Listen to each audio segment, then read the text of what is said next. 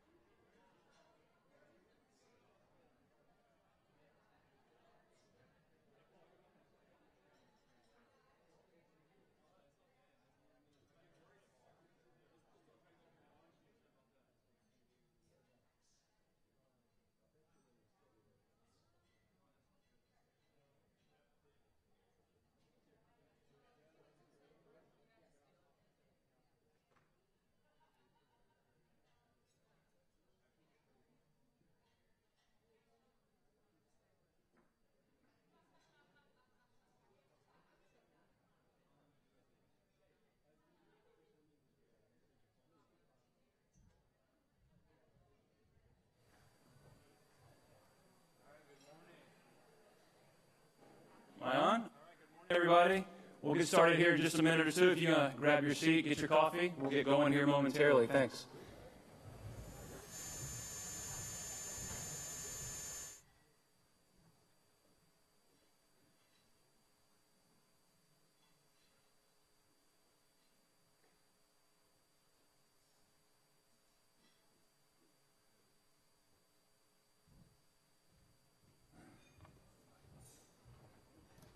Boy, that quieted down nicely. Thanks. That was just the...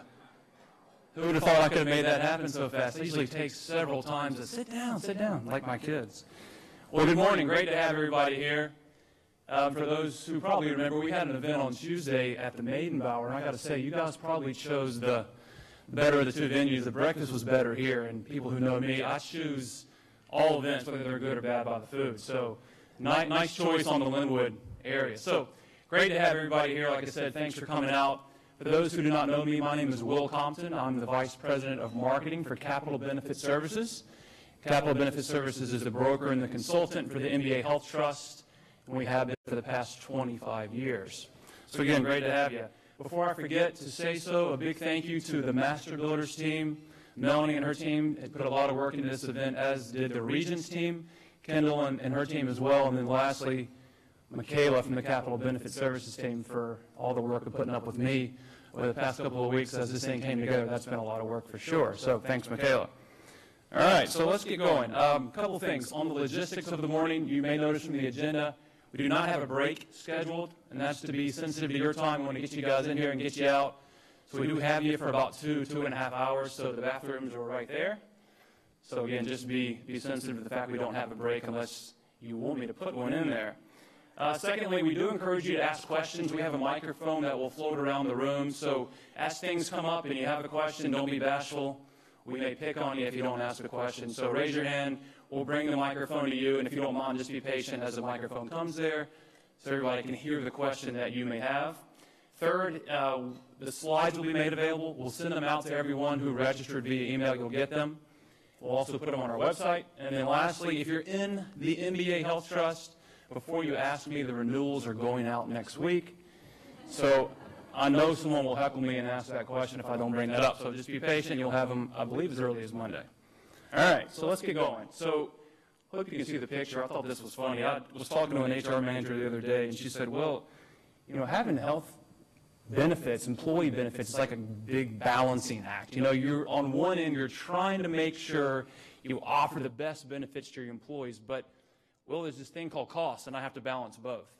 And end of the day, that's what we're here to help everybody do. Every day the MBA Trust is striving towards finding that balance, the right plan for the right cost. And I'm probably talking to a room full of HR managers. You guys know that all too well. It's a balance. And so with that being said, I wanted to share a little bit of some data with you I thought you may find interesting. So if you don't know, we have 1,500 companies in the MBA Health Trust alone, one of the 3 programs that we have with Regents. And again, just throwing up some data for you, you can see the spread of deductibles. So among our 1,500 companies, you can see that the majority of the companies over time have gravitated toward, which makes sense to you guys in the room, a higher deductible. So half of our 1,500 companies offer a deductible between $1,500 and $3,000, right? That's kind of the sweet spot. But you guys know, gone are the days where the $500 deductible was the one, or the $250 deductible. Those days have been long gone. So if you have a $3,000 or higher deductible, you're not alone, and I thought you'd appreciate that data. So which leads me to kind of this slide, because again, it's back to the balancing act. What you guys think is a good plan for your employees, you're thrilled with it, you're happy, maybe not so much for your employees. They may think it's not so great. Did you guys see that, how she rolled in the same person? You got that? So anyway, again, it goes back to that balancing act. You're trying to pick the right plan, but there's always the balance. So with that being said, I thought I'd show one more slide of data. So again, in our trust, we have different options, right? We have these plans that are all acronyms for us or names for us, but we have a foundation plan, which is a 70% co-insurance plan. Our market plans are 80%. We have a little bit with group health, but look at that big chunk that's growing every year, the HSA plans. A lot of you in the room are on an HSA plan. I'm looking at my friends from Pilchuck Veterinary Hospital in Snohomish. They've been on HSA plan for years. And the reason why I bring that up, I mean, that's a different philosophy in healthcare. I've been on an HSA plan for a long time, But it wasn't but 2 years ago where that was probably 8%. So it's tripled in 2 years. So the more these plans get popular, the more that there's really skin in the game for employees, and they start looking like this. And I talk to a lot of your employees. I do a lot of enrollment meetings, so I know people feel like this. So again, really what it is, it's kind of the skin in the game insurance. People are having to be more cognizant, more understanding of the benefit package that you're offering them. And one of my big takeaways is that, and I say this every open enrollment meeting I ever do, gone are the days where you can do this. And I mean this wholeheartedly. If you don't take much from my little 5 minutes this morning, gone are the days where the employees can just tune this stuff out and just not care. Those days are gone. I had a good conversation with an HR manager of a very big company yesterday, who I won't mention because she'd be mad. And her doctor gave her a non-preferred or third-tier drug. So it's the most expensive drug out there. And she calls me in a panic and saying, well, this is ridiculous. Regents won't cover it. And I said, again, I won't say her name. We went online. Lo and behold, there's a generic and 2 brand alternatives. And she's a smart HR lady. So the point is, there's still an educational gap that I think part of you guys are involved in making sure people at least don't do that. All right? So at the end of the day, and this picture's not that clear, but it's a woman raising her hands and she's all happy. So I'm not sure we're going to leave this morning feeling like this, but I like this slide. My goal is to at least get you to that guy. So if we can all feel happy, we can throw Skittles around, we'll be good. So we've got a lot of information to cover this morning, so I won't drone on and on. But I do want to just kind of leave you with this thought. To me, and some of the panel speakers may argue this point, Dr. Barron's right there in the front. But to me, is if we're keeping the consumer at the core of every decision we're making, so that's everywhere from Regents to our team to you guys in the audience, if we're always remembering the consumer is ultimately, and we're all consumers, the one we should be making decisions around, I think we're going to get to where we need to go eventually in the healthcare system. It's going to take some time, but it can't be a one-sided decision, all right? It's got to be the consumer at the middle of everything we do. So this morning we're going to cover 4 big areas, all right? Because we're not here to talk about problems. We're here to offer you guys some solutions. So our 4 areas this morning are innovation. We're going to share some new product ideas, some new ideas in general you may or may not have heard about, but we'll expand on some of those. Cost reduction. I think we all agree there's a lot of cost in the system, so let's talk about ways to get it out of the system and introduce a product or 2 that'll do that. Frankly, maybe my favorite topic of the morning is around transparency. So giving your employees a tool to actually shop for health care and understand that you can get a knee surgery in Tacoma or Bellevue, but guess what? It's going to cost $15,000 difference. So imagine that there's actually a tool you can do that. There is. And then lastly, engagement. So that kind of goes back to that person with his head in the sand. Again, this is my biggest takeaway, frankly, is engagement. We got to begin to make sure people are engaging, understanding their health care, understanding their health insurance plan, and ultimately appreciating the fact they have benefits through you at all. So that's part of what we'll do this morning. And again, thrilled to have you out. We've got some great speakers. And so we'll get started. I believe we have a video that you guys want to play. And then with that, I'm going to invite Shannon, the executive officer of the Master Builders, up after the video plays. So thanks.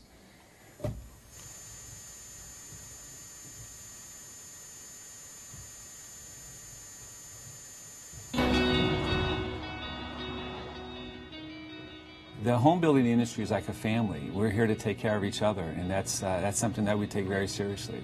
Master Builders Association, it's the largest home builder association in the country. We have approximately 3,000 members. We're the oldest in the country as well.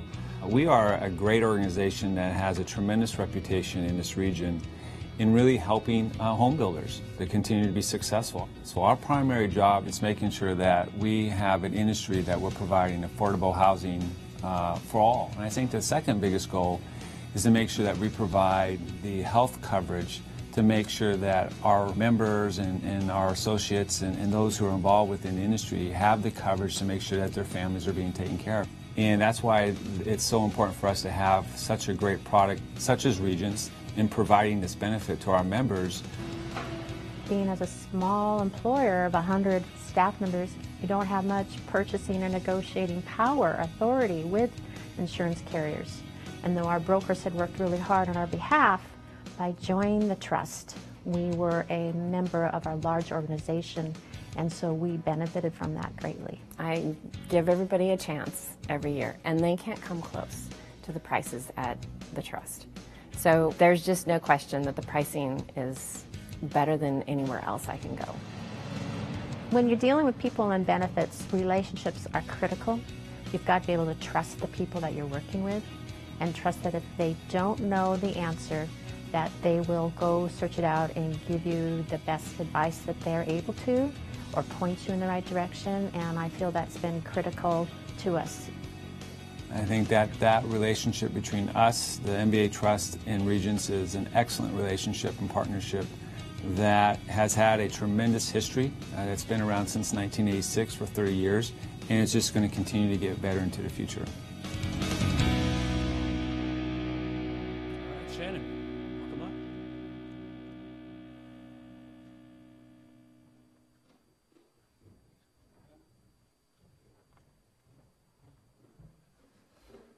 Well, welcome everybody. This is a great turnout here at the Linwood Convention Center. I have to say is welcome to the great county of Snohomish County. I live in Everett, and I've been traveling down to our Bellevue office for the past 10 months, and it was really nice to have a short traffic experience this morning coming to the Linwood Convention Center, so it's great to be here. I think I just want to say a few words of welcome. I'm the Executive Director at the Master Builders Association. My name is Shannon Affolter. I've been with the association for about the past 10 months as a new director. And one of the things, as I mentioned to you up on the video, is that the home building industry is a lot like a family. And some of you may have known, I mentioned it real briefly in the video, the Master Builders Association of King and Snohomish County is the oldest home building association in the country. We've been around since 1909, and we're the largest with about 3,000 members. And that's something that we take very important, to make sure that our main goals are to really make sure that this industry continues to be healthy here in these two counties and in the state of Washington, and make sure that our members and the businesses and the owners within that industry, that they can continue to be successful. But the other area that we take very, very seriously is the products and the services that we provide for our members. And our Health Trust is probably one of our best products that we are very proud of. And as I mentioned in the video as well, that this is a product that's been around for quite some time. And it is because of the great relationship that we have with Regents and Don and his team, and Capital Benefit Services, Jonathan and his team. It cannot be done without those two great partnerships that we have as an association. And we hope to continue to make sure that this product continues to be very, very valuable to you. And we know that it's very important for you to make sure that you have great coverage for your employees and for their families. And we just look forward to continue to making sure that you're educated, you have a great understanding of the health care that we want to help you provide you through Regents. The healthcare industry, as you know, is pretty confusing out there. And we look forward to making sure that we can provide that experience for you and make it as easy as possible. So great having you here today. Hopefully you take a lot. There's a lot of takeaways, and that you learn a lot. And I also want, my job is to introduce Don Antonucci, who's the president of Regents here in the state of Washington. And Don has a long list of credits, and is a pretty amazing person. But Don and I, it's been great. Don is new to the state of Washington. He came up from Oregon, and he's been in his new position for the past 9 months. And I'll have to say that Don and I have gotten together quite a bit over the last few months. And probably the big thing that I really appreciate about Don, not just all of his credibility and all his credentials, but he really cares about our industry. He really cares about you. He really cares about your businesses and your families that you support and that you cover. And you know, for somebody like that, with a great company like Regents, for me and what we provide for our members, that's very important to me. And it's been great working with Don, and I just look forward to building a great partnership with him into the future. And as I mentioned again, this product and this coverage that we're able to provide for our members and for this industry is only going to get better. So thank you very much for being here, and let's give Don a round of applause for being here.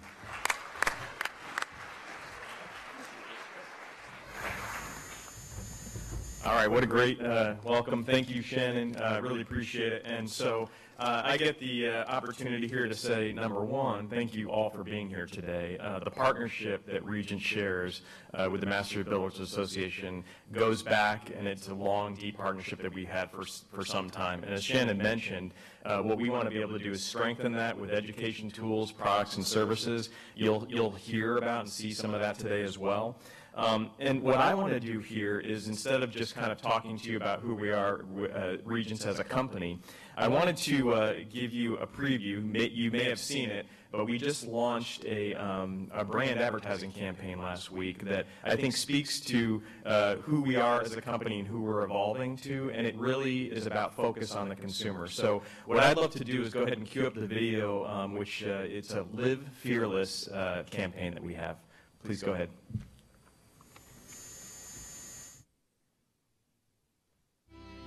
When was the last time you felt free? It's time to uncover that feeling again with the compassion and security of the Shield and the power of a card that opens doors to the best hospitals and medical centers in all 50 states, giving you the freedom to love, to dream, to dance like no one is watching. Regents Blue Shield. Live fearless.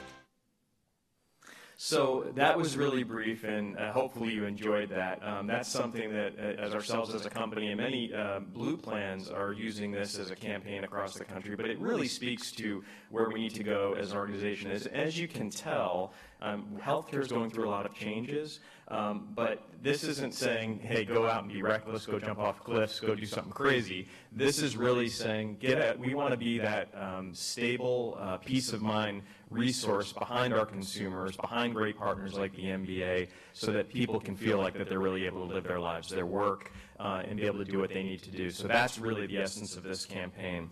And what I'd like to do is just wrap up here very quickly as well to say we have a 25-plus year partnership now with the MBA. And when you think about the coverage that we provide, I mean, the fact that when you really roll everything into this, it's about 1,500 companies, about 50,000 members. It's a big deal, and we are so proud and thrilled and feel really honored to be able to serve the consumers and the customers of the MBA. So with that, thank you very much, and I'm looking forward to the rest of the morning.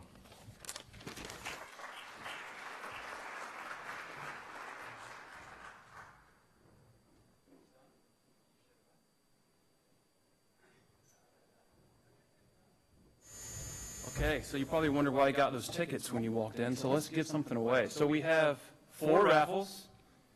There's 3 Fitbits, so you can be hip and trendy and wear one of those bracelets that track every step you make, which could be awkward, but they are pretty cool.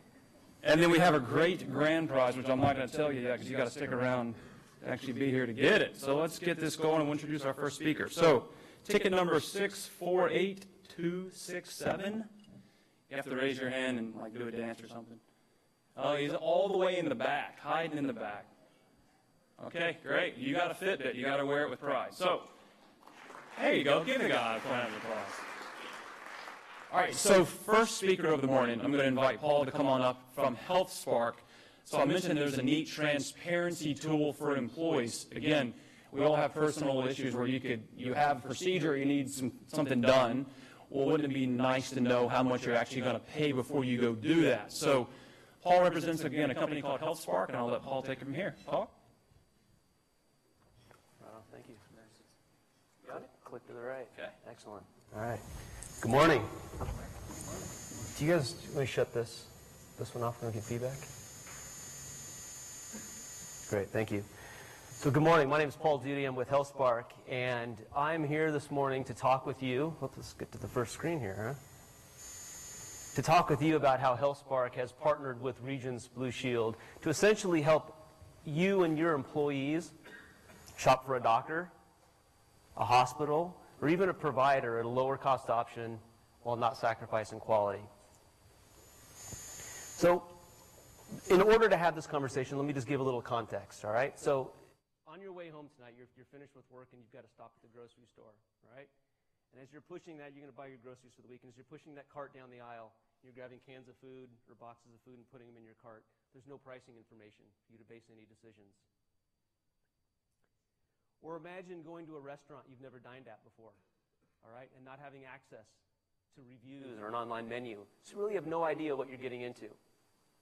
Or even imagine going to purchase a new car and not having access to crash test data or safety results. This parallel universe is exactly what we're experiencing in healthcare today. All right? And this is exactly how we shop, or I would say how we don't shop our healthcare. Now, if we take a step back and think about it, think about the health plans. All right? Health plans possess all of the data we need as consumers to answer every one of those situations, right? They've got pricing data. They've got reimbursement data. They've got contract data, so we know who's in network and who's out of network. And they've even got our benefit coverage level, right? So they know what our coverage level is, what our accumulators are, how much we spent out of pocket, and how much we have remaining, and even what our co-insurances are. Well, today, that information is used internally for strategic purposes, right? They're using this information to develop better health plans, manage costs. Regents made a big decision about 8 years ago, and they essentially made a decision that they wanted to have transparency at the very core of their DNA. So they took this information and they made it available for all of their members to shop providers. Well, as you can imagine, the solution, it garnered a lot of attention, and essentially what Regents decided to do was they decided to expand it beyond the 4 states that they work and take this solution on a national level. Rather than do that themselves, they spun off a sister company, HealthSpark, in 2012. Since 2012, we have taken this solution, refined it, and we've actually partnered with over 65 health plans as of today. In fact, I think we just signed our 66th health plan a few weeks ago. That equates to over 100 million members that we're working with and touching today. The reason I bring this to your attention is because it is that access, it is HealthSpark's access, partnership with those plans and access to that data that we just talked about that differentiates us from any other vendor in this space and any other provider of transparency tools. So I bring that to your attention because we'll touch on that a little bit later. So let me just shift gears just a little bit here. And I even brought a laser pointer, but that's such a shallow angle, I won't even use that. So I'd just be shooting you all in the forehead or something like that. So I'm going to put this away. So let me shift gears a little bit. We are spending a lot of money on healthcare, right? That's a big statement to make. But is it a big statement to make because healthcare is just generally expensive? Or is it a big statement to make because there are affordable options for us that we're not taking advantage, and as a result, we're spending more than we need to? And I would say the answer is yes to both. What we see here is we see a wide variety of cost, all right? And what we're looking at is the cost per shoulder surgery, all right? And we see that we can get that for as little as $2,000 in Seattle or as much as $26,000 in Dallas. Now, first reaction, you must be thinking, well, this is obviously the amount that the hospital is billing and billing back to the patient. And what we're looking at here is the actual contracted negotiated rates between the health plans and the providers.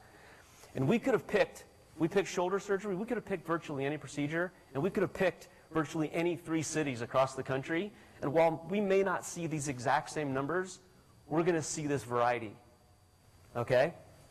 So what this slide tells us is that there are options available to us as a consumer, okay? Now, when I first saw this slide, the first thing I thought of was like, hold on just a second here, all right? We're talking healthcare. This is my body, all right? I'm not willing to sacrifice quality just to save a few dollars, right? So there must be some correlation between these costs and why we're seeing this variation in cost, right? You pay more, you receive better care, right? She's nodding her head. She says maybe. And I agree with you, because that's the answer. It's maybe. It's not maybe because we don't know the answer, though. It's maybe because what we found is that there, in fact, is no correlation with spending more and receiving higher quality of care. So what we're looking at here, Regents did a study a few years back, and essentially what each one of those dots represent is a doctor, and this doctor kind of rated or graded against their peers within their said specialty. And on the x-axis, and for those of us that have not taken math for a long time, the x-axis is the one that goes left and right. On the x-axis, we're grading these doctors and rating them on their utilization of resources. So the less resources they use, the lower the cost. On the y-axis, or the vertical axis, it's their adherence to quality standards. But not quality standards as deemed by the health plan, but quality standards as deemed by their peers within their specialty. And so what we see is that there's essentially the same number of dots in each quadrant, right?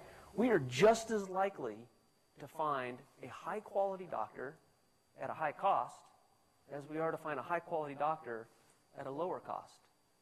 All right? There is zero correlation.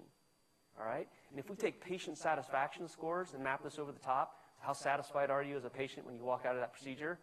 There's no correlation with spending more and being more satisfied.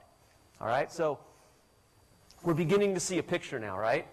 We know that there are lower cost options available to us as consumers. And we know that there's no correlation between a higher cost and a higher quality of care. So now the logical question is, where do we go to get these answers, right? This is where it gets difficult. So I would imagine, we've got a lot of HR people in the room today, that internally within your organizations, there's a lot of things that you're doing to help trying to manage healthcare costs and drive those costs down. You've got wellness programs, you're doing health assessments, you're rolling out various tools to your employees. Those are all great things. You're doing what you can. At the same time, you've got your employees or the consumers who, when they're going to go to have a procedure, they're doing lots of things on their own, right? They are turning to social media to find out what people are saying about this doctor or what they're saying about this procedure. They're turning to their friends and asking them. And they're even using sites like Google and Yahoo and stuff like that to research as much as they can. And this is a great start. But it's really limited, and we're really constrained by limitations in that Facebook and our friends and Google, they don't know what our coverage level is. They don't know who's in network or who's out of network, right? They don't know how much we've spent out of pocket or what we have remaining. So let me give you an example of the limitations that we're experiencing in healthcare today. I've got a 5-year-old daughter, and Frozen is a big part of her life. So by virtue, Frozen is a big part of my life. All right? So let it go. Let it go. Don't hold me back anymore. All right? I could sing the whole song. All right? But a few months ago, my daughter said, "Dad, Mom, I want the Frozen DVD." So it's like, what are we going to do, right? So we go to Amazon, and we look up we want to buy her the Frozen DVD. And Amazon's a great tool because it provides us a lot of information, right? Look at the information. I'm going to have to use my laser pointer. So, and I'll alternate. So when I go to Amazon, I just type in Frozen Blu-ray DVD. First thing I'm presented is I get confirmation that I found what I'm looking for, right? But the other thing that I get is I get a picture, all right? So when that brown box shows up on my front porch, and I rip it open, I have some idea of what to expect. What's in that box? What am I getting? All right? I'm also presented with pricing information. And not just what that DVD costs, but it's also showing me that there's options available. I can buy it used and save a few dollars. It's telling me that there's over 2,200 reviews on this DVD. And this is my favorite part, is at the very bottom, it tells me that people who buy the Frozen DVD also like to buy the Hunger Games DVD. So I haven't seen Hunger Games, so I'll let you draw your own conclusions. But the point is, there's a lot of really good information for me as a consumer, right? And this is really helping me make better decisions. Now let's take the same constraints and limitations that we have in healthcare and see what my Frozen experience might look like. Right? Probably something a little bit more like this. I still get confirmation that I found what I'm looking for. I've got a generic picture of a DVD, just in case I haven't seen one of those before. There's no pricing information, no reviews. Doesn't tell me there's a phone number I can call on order, but there's just a lot of information that's missing, right? At HealthSpark, we believe that as consumers, we deserve something better, okay? And not only do we feel that we deserve something better, we feel that we are, as consumers, we're ready, all right? We're ready for an Amazon-type shopping experience when it comes to our healthcare. The good news is that Regence has made a tremendous investment in every single one of you here today, all right, in making these types of tools available to you and your employees, all right, through provider searches, through treatment cost estimators, all right, on regence.com. These tools are available.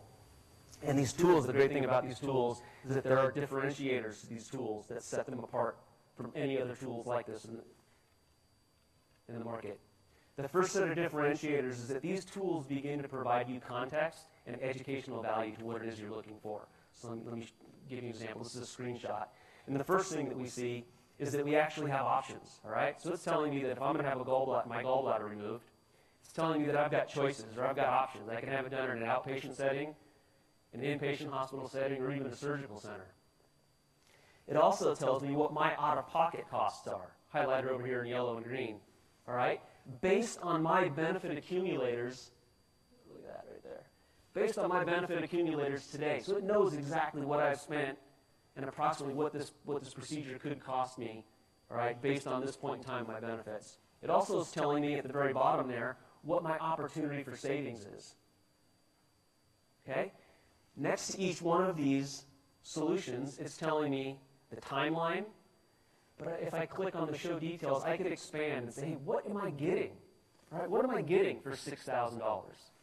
And it's going to break down that full procedure and show me line by line the claims that come in on that procedure and the frequency in which they come in.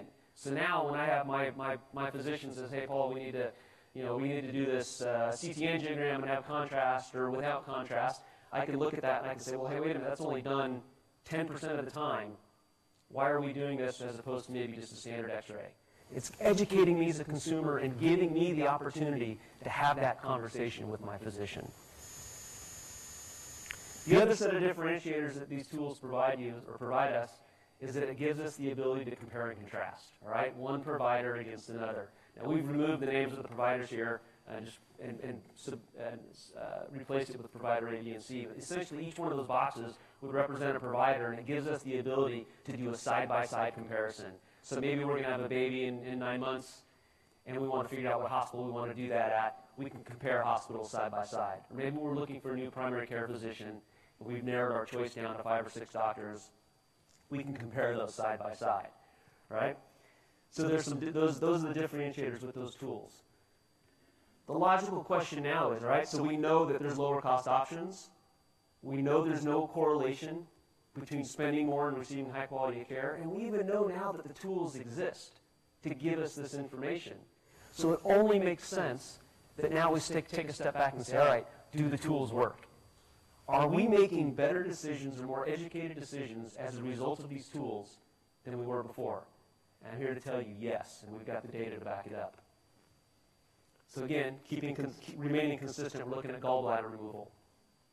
And what we found is that consumers who had access to these tools and visited and used these tools prior to having this procedure only chose the highest cost option 10% of the time. 90% of the time, they chose one of the lower cost options. That's a big deal, all right? If you look at what the costs are for gallbladder removal. Because we see in an inpatient setting, on average, that gallbladder removal is $19,000. If we compare that to an outpatient setting, it goes down to $11,000, an $8,000 delta. And if we go and have that done at a surgical center, it can be as low as $6,300. So now we're talking about a $13,000 delta. That is real money, all right? That's real savings. Compare that and contrast that to people who did not have access to these tools. How were their choices? 40% of the time they chose the highest cost option. 4 times more likely to make a higher cost option, all right? So what does this translate to from a dollars and cents standpoint? People who had access and used the tools on average spent about $10,000 for this procedure. If we compare and contrast that to people who didn't have access or use these tools, they're spending on average a little over $14,000. That's a $4,000 swing, all right? If we think about the average co-insurance of roughly 20%, that's $800 we just put back in your consumer's pocket. All right? What would you do with $800 today? All right?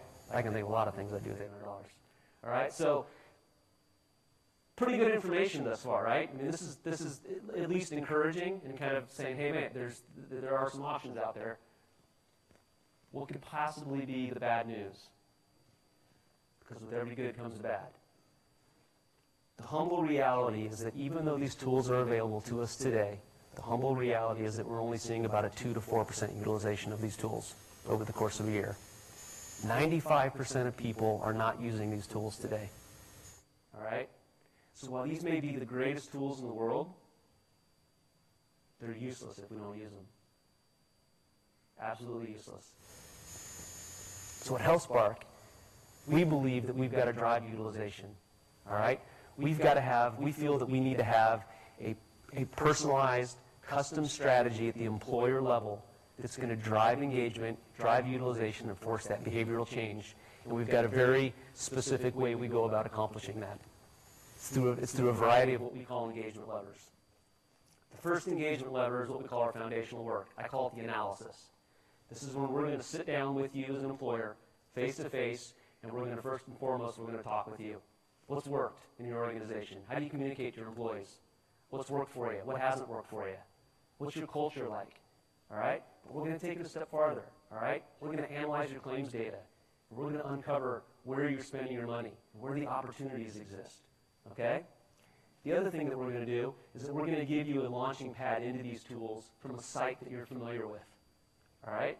We're going to give you a site that you're familiar with and comfortable in using on a daily basis. So maybe we launch this off the MBA's website. All right? So we're going to give you a co-branded microsite that you're familiar with using. The second engagement lever is through proactive campaigns. All right? And by virtue of doing that analysis, again, we're going to have uncovered where the opportunity exists, all right, where you're spending money and where we need to focus our education. So, for example, maybe you've got a high incidence of people who are going to the emergency room for reasons that they could go to either an urgent care or even wait a day or two and go to see their primary care physician. Or maybe you've got a high incidence of people who are having gallbladder removals and they're going and having it done in an inpatient hospital setting, all right, when we could do this at either an outpatient or a surgical center setting, all right? We are now going to do targeted marketing campaigns internally at your organization that's going to begin to educate your employees as to these options, all right, in the hopes that we're going to drive behavioral change. Second of all is through proactive email alerts, all right, and the best example I can give you there is you go and you fill a prescription drug and you get that brand name.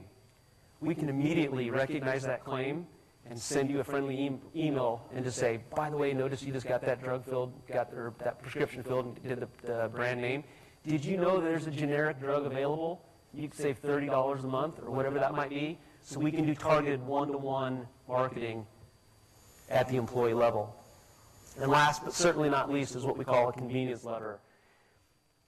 I'm comfortable using online tools. I'm sure virtually every one of you are comfortable using online tools. But my guess is that you've got employees that aren't comfortable using online tools, right? So why should we punish those employees and why should we not let them or give them access to this information, the same information that you and I have? So we're going to give them the ability to pick up the phone and call a professional and get the same answers that you and I are getting online, okay? Also, healthcare is complicated, all right? It is not an unlikely. Hold that thought just 1 second. I saw your hand. I'll get that right at the end when we finish up here. Healthcare is complicated, right? And it's not unlikely that I will find myself in a situation where I don't know where to go. I'm navigating this, and I've got a question that I'm not really sure what to do next. Again, I can pick up the phone, talk to a professional. They can help navigate this site and get me the answers that I'm looking for. And the last part of the convenience is another option is we offer a telehealth option. I'm sure we've all heard of telehealth. But essentially what we're going to be able to do is provide you 24/7, 365-day-a-year access to a board-certified licensed medical professional in your state. All right? So now, when you've got that rural employee out that doesn't have access to an ER in the middle of the night, or maybe you wake up in the middle of the night and you don't want to go to the urgent care, you can pick up the phone and either have that phone call or that video conference with this medical professional who has the ability to diagnose treatment and prescribe drugs. All right? And the nice thing about this is at the conclusion of this experience, all of those notes and findings are going to be sent to your primary care physician. All right? So we've got that as an option as well. So in closing, and this is my last slide, I just want to be very clear that we are all aware of what it is that's available today through Regents, the investment that Regents has made, and what it is that we at HealthSpark are proposing for each one of you today. Again, on the left side in the blue, you see the tools that Regents has invested and made available to you today. What we're proposing at HealthSpark is that engagement strategy. All right? If we know that there's only a 2 to 4% utilization, we're proposing something better.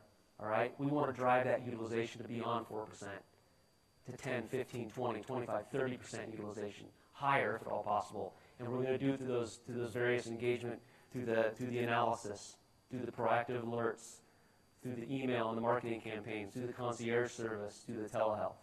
So I will be here all morning. I know there's a question right out here. I encourage you, if you have any questions, please stop by, grab me by the collar. We can step aside. I'd be more than happy to talk to you about it. But again, thank you for the opportunity to come and speak to you today. And I know you had a quick question. I've got a mic here too, so if you want to just raise your hand, Sure. I'll bring Yeah, it. right here in the blue shirt. And I'm going to try to answer your question. I've been with HealthSpark for 2.5 months, so. So you said that the detailed analysis of our claims, because we've not been able to get that other than what's applicable to the larger group.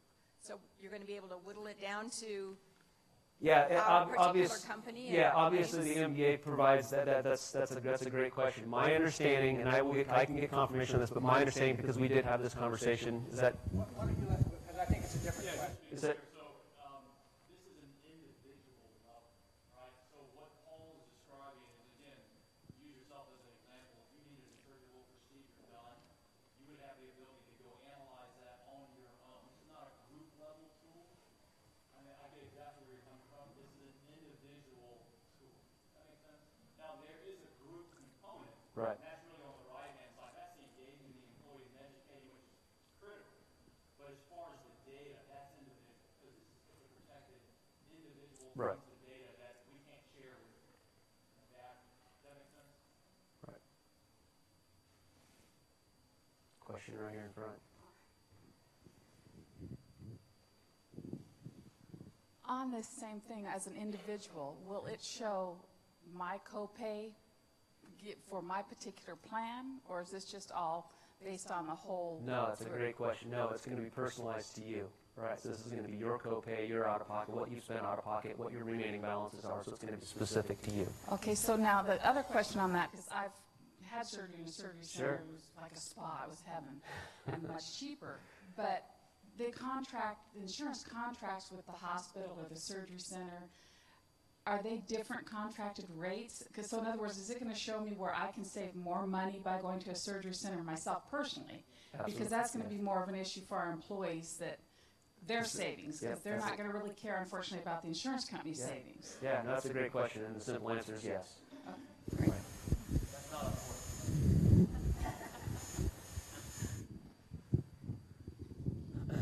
You mentioned about like getting a prescription and it'd be a higher end prescription, and getting that and then it prompting you saying, hey, there's a cheaper one. Are you able to do that before you actually buy the prescription?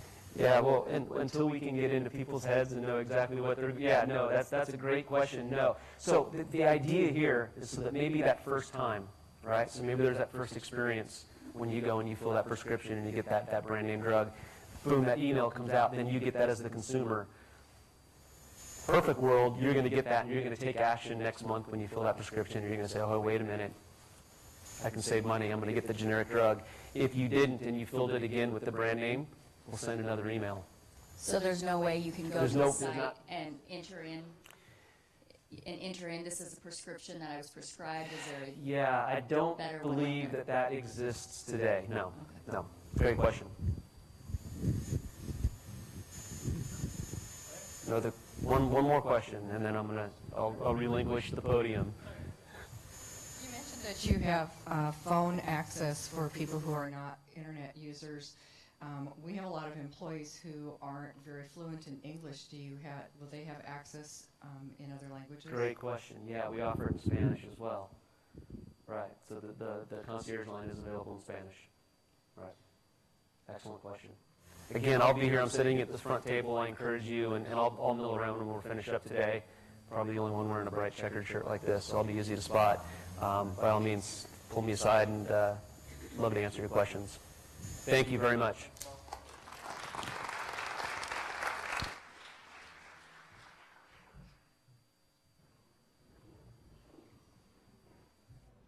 That's what happens when you get a good breakfast. You ask lots of good questions. Great questions, guys. All right, I'm going to draw another raffle. I'm also going to ask the panel to join us up here. We've got a very distinguished guest panel here, which I'll let Jonathan Hensley, the president of Capital Benefit Services, introduce.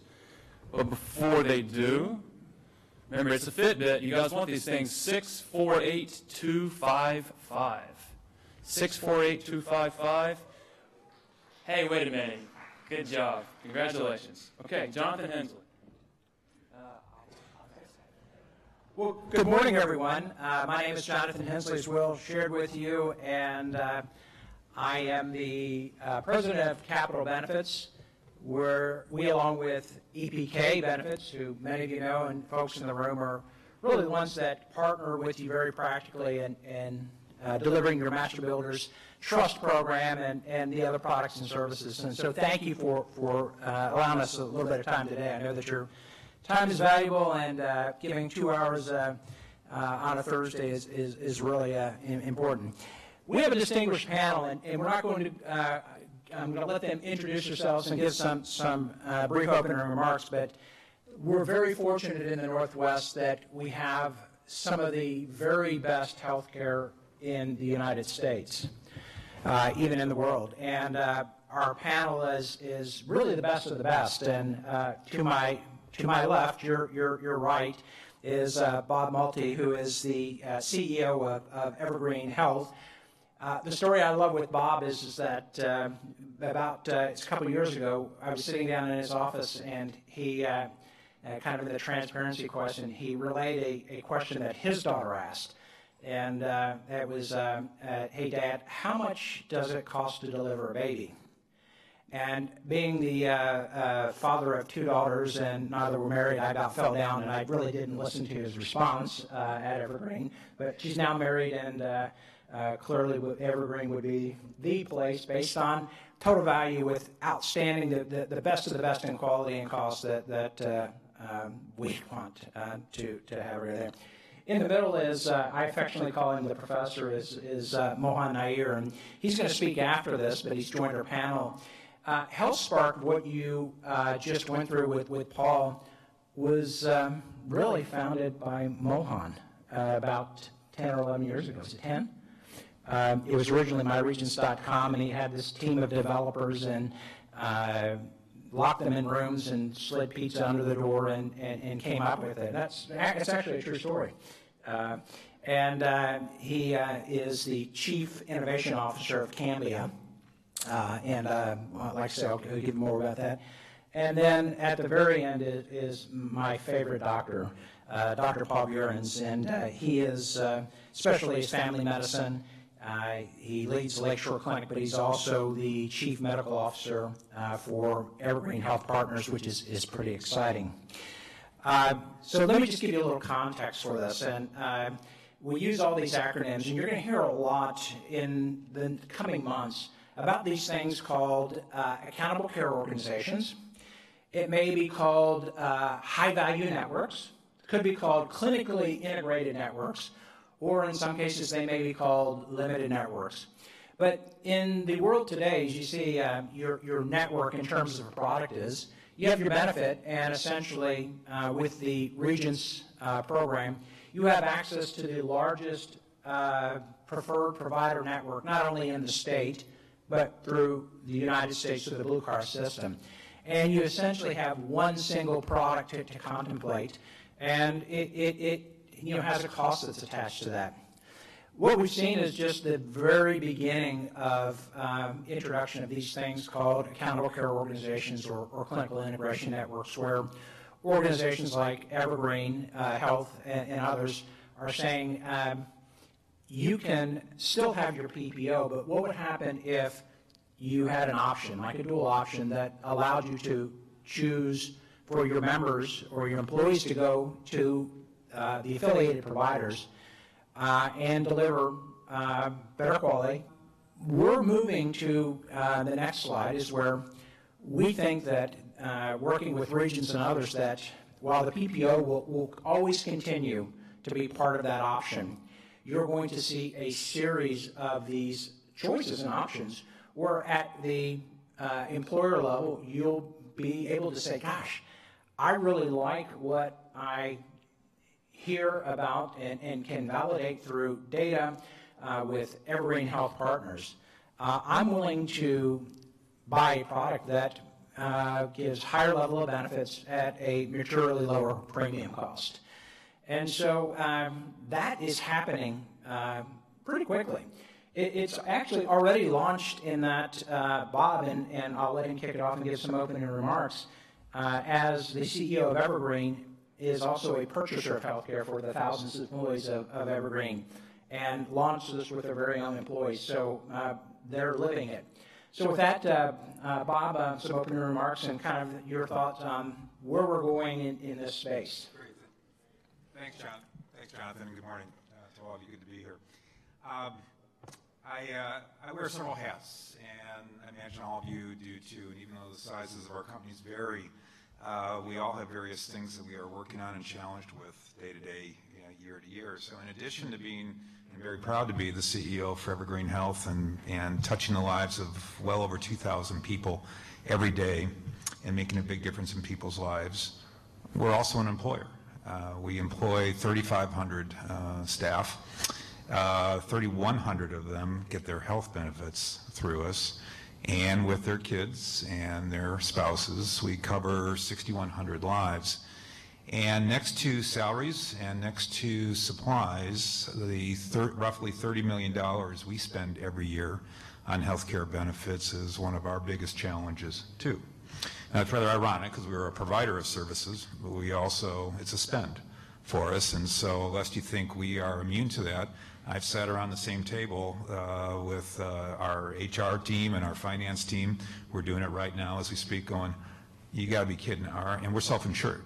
Our benefit, our costs are going up by 7%. We're not getting paid 7%. So it may be a different scale, but we're struggling at the same level.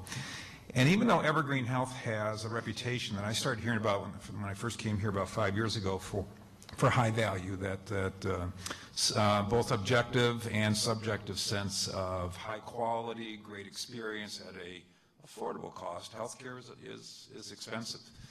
And frankly, sometimes we don't even know how expensive it is. The story Jonathan alluded to with my daughter, if the whole story, but I'll give you the short version. The whole story is she's now 17, but when she's 15, and she was a sophomore at Redmond High School at that time. She's a senior now. And I came home from work, and she's sitting at the kitchen table doing her homework, and I got the usual, hey, Dad. But then the next question was, how much does it cost to have a baby at Evergreen? And she's 15 and wasn't dating, and it wasn't a question I was expecting. Scared me real quick. I trust my daughter, but ultimately it was a homework question that the teacher gave them to find out what the cost of having a baby at Evergreen or Overlake is.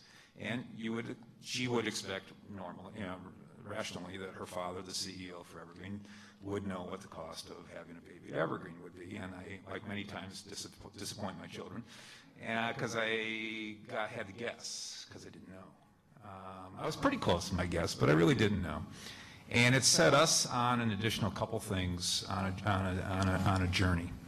The combination of both that internal reflection and knowing in the industry that healthcare is expensive and we need to make it more affordable. And even though we have a high value reputation at Evergreen, it really set us on a journey. How did we get there? And how do we make that sustainable, that it's not just accidental? And how do we get even better at that?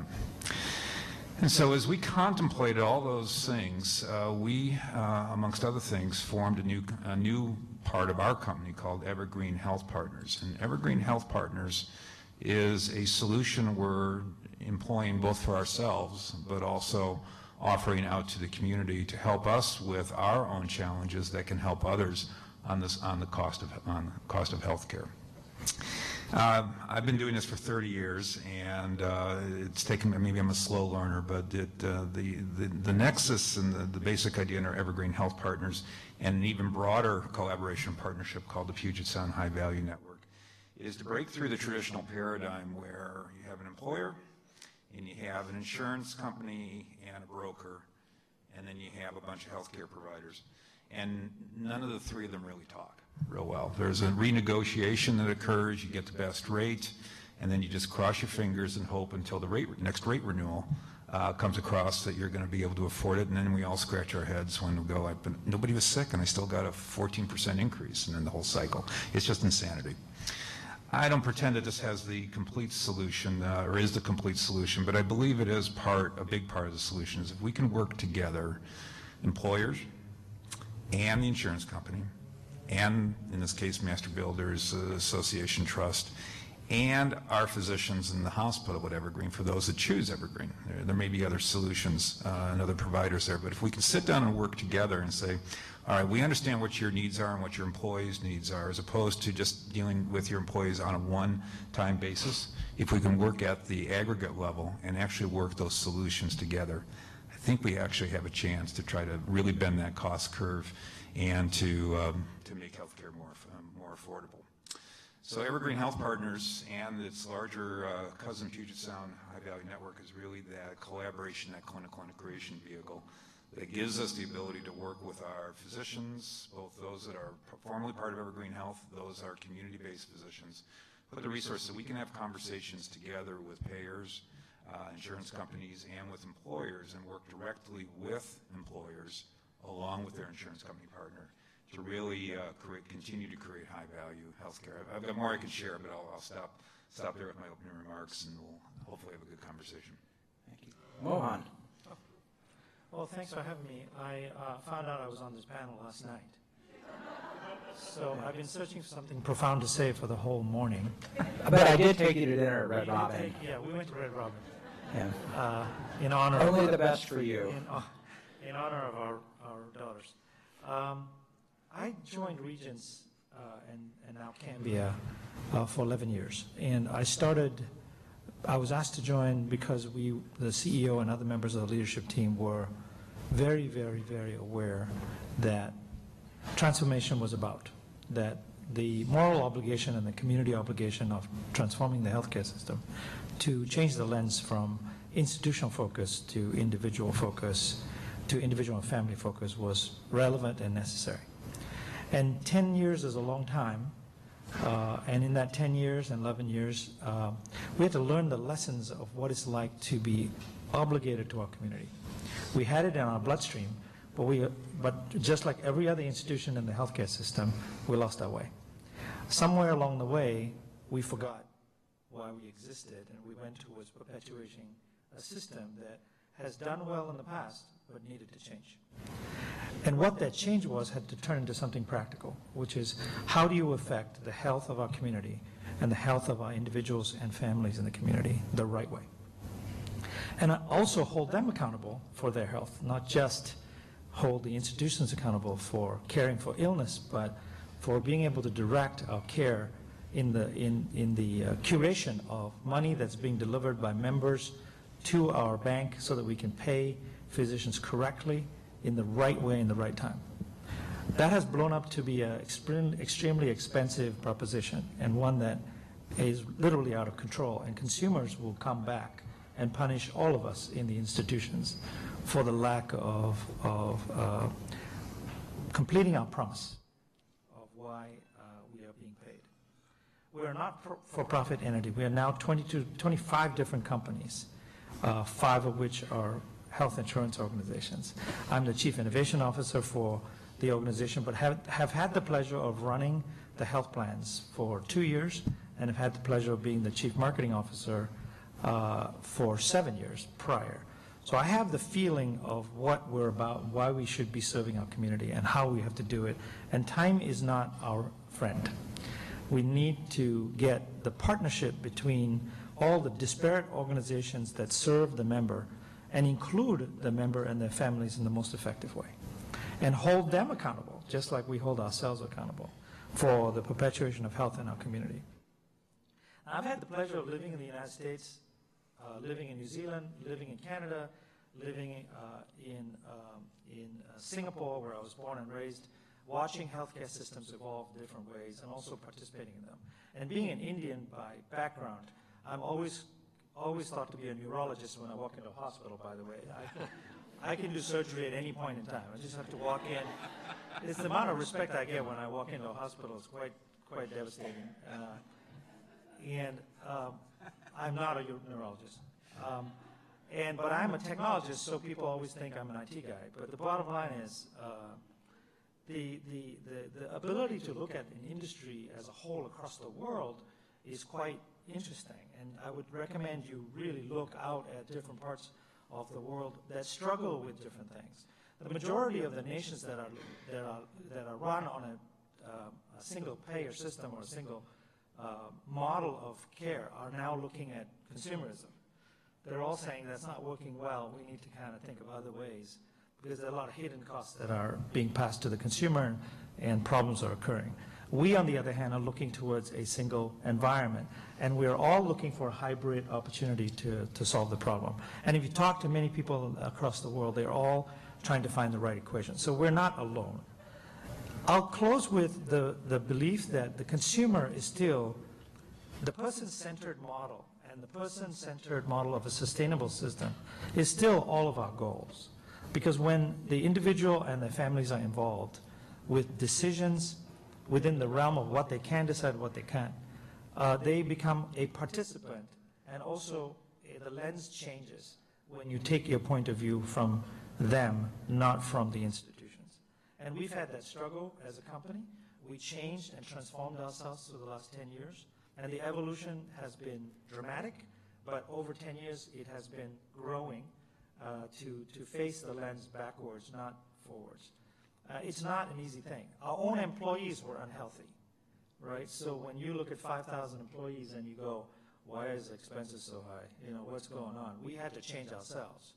First thing we did was we stopped funding the bad so-called foods in the cafeteria. We decided we're not going to subsidize the greasy burgers, and we're going to go get a salad at $3. And it's a huge salad. You could feed an entire nation with that salad. So what we found is within 6 months, there was a 70% shift in eating habits in the cafeteria. And within 1 year, we lost 12,000 pounds when everyone was working towards changing the culture from within, when every one of our executives begin to exercise and eat properly and display that to change them, we have to change ourselves. So I would claim that we ought to consider what we can do within ourselves before we look at an industry trying to help us.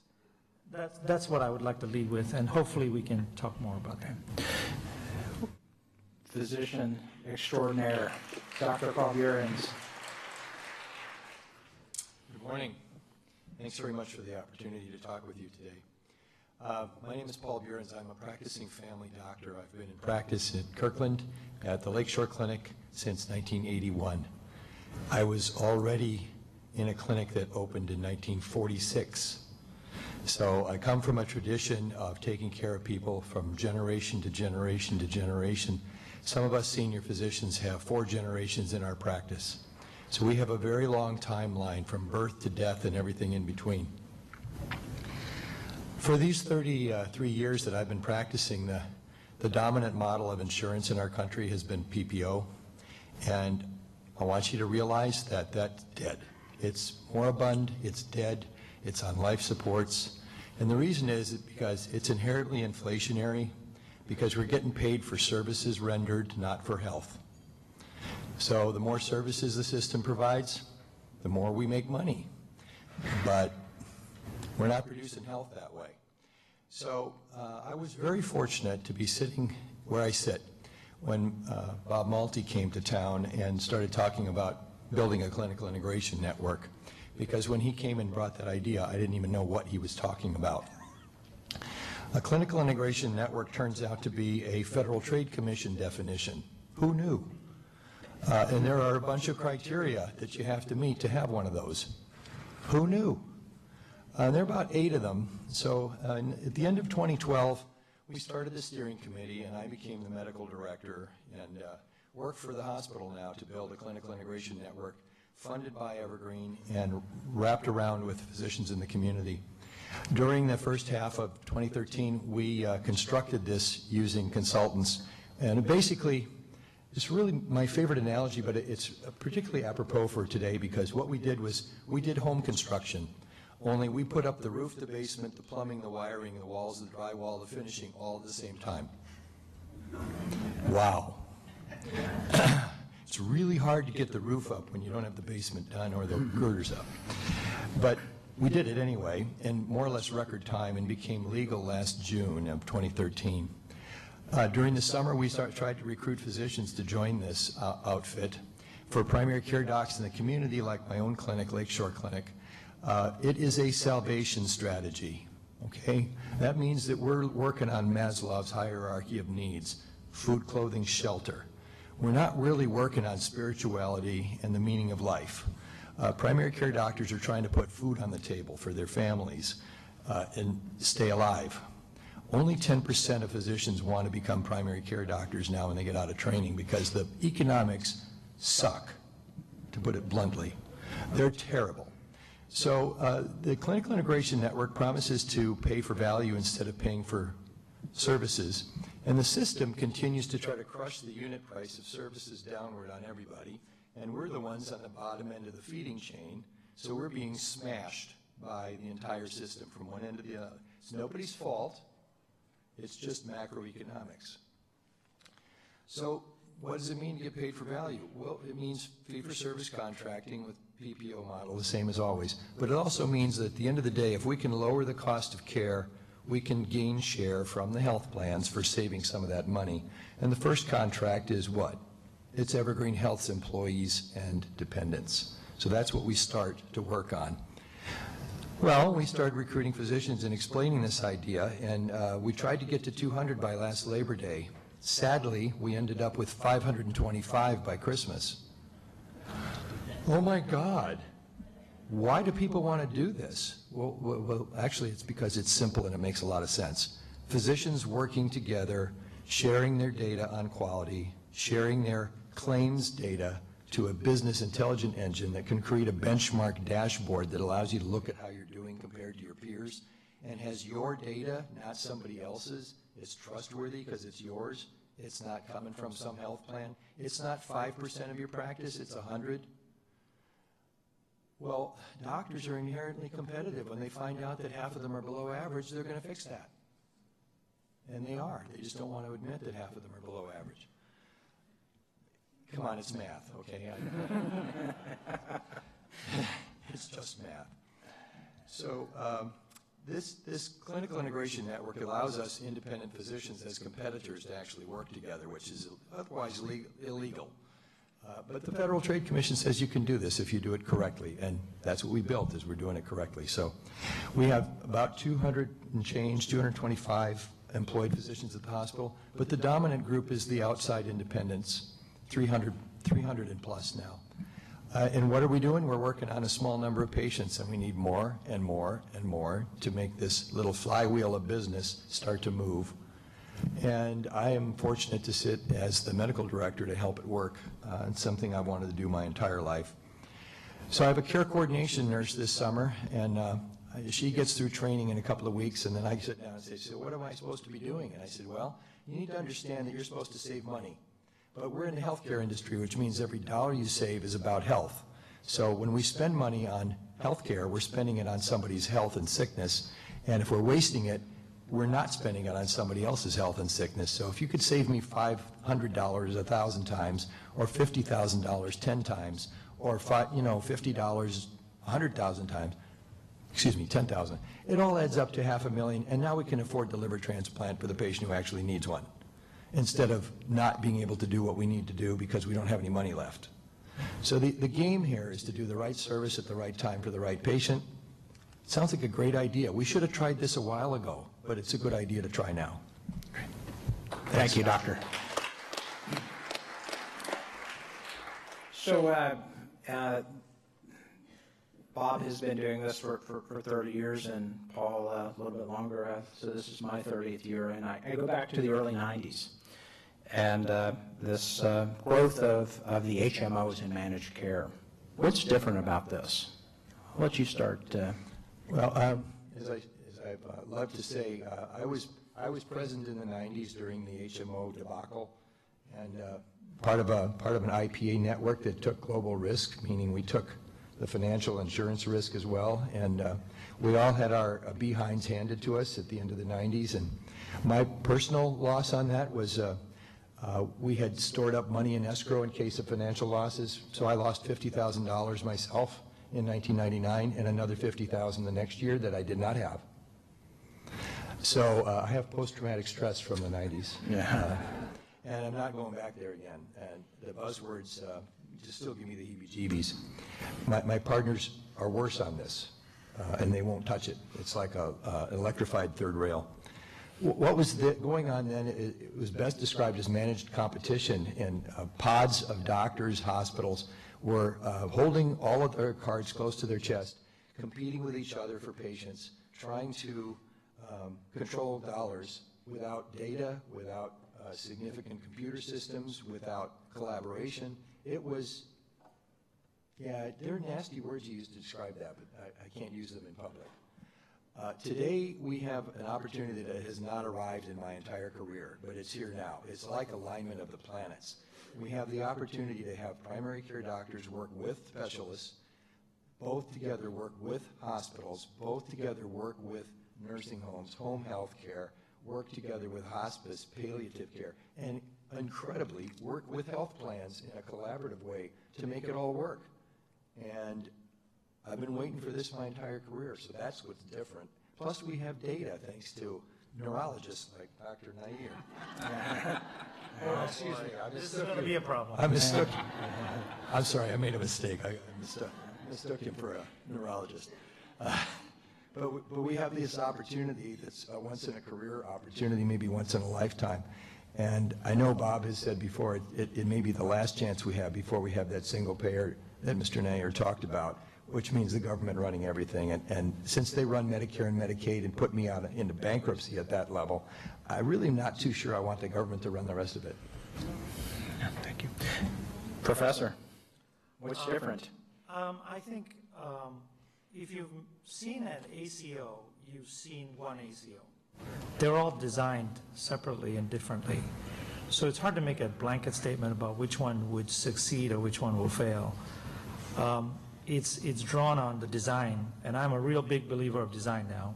If you design things wrong, as you know, in the business of building homes, some of you, you realize that the design is where the center of gravity is. If you design it wrong, you're paying for it all the way. Your lifetime is paid for through that process. So the design of an ACO and the inclusion of analytics, both to the parties that want to take care of an individual or family, and the individuals themselves and the families engaging in a contract for caring of themselves, is what would, I think, make a difference if it's correctly placed in contract. The day will come when a patient actually makes a deal with his doctor or her doctor, says, I'm going to drop my cholesterol so you don't give me that pill, okay? So hold on for 3 more weeks and 3 more months, and I'll come back. And if I don't, then you'll intervene. But otherwise, I would like to manage it myself. And it becomes a counseling arrangement, not an arrangement where there is a management of the individual. And when people are, nothing creative comes from people who feel that they are being controlled. So the view I have is one of how is it designed? If it does include and educate and grow, I think we have a long-term solution. If you want to manage, it's really good for the short term, and then people lose money, right? Because they rebel. So we know that as a natural principle, and we just have to apply that principle to the profession that I think is so nurturing, but needs to get off the management trail to the cooperatives trail and co-management approaches. So that's my thought on it. Can I make a quick comeback just to let the neurologist know that goes on in my practice every day. Good for you. And it goes on in the practice of every primary care doctor I know. Well, good for you. I see it as, it doesn't go on in the practice of consumers really feeling they're empowered, because most of the time they're naked when they're talking to you. And and I know that disempowers me consistently. And so I think we have to kind of engage physicians and patients in a different modus. We have to pay as part of a company that owns insurance companies. We have to pay differently and reward differently. And if we don't get that done, we'll be punished forever. Our legacy will disappear. And so I think it's keenly necessary we build a different flow. And I know physicians who are doing this, and we can see it in their outcomes. We can see it in participation and long-term play. So don't let me prejudice anyone thinking that I don't believe is existing. Bob, switching gears a little bit, because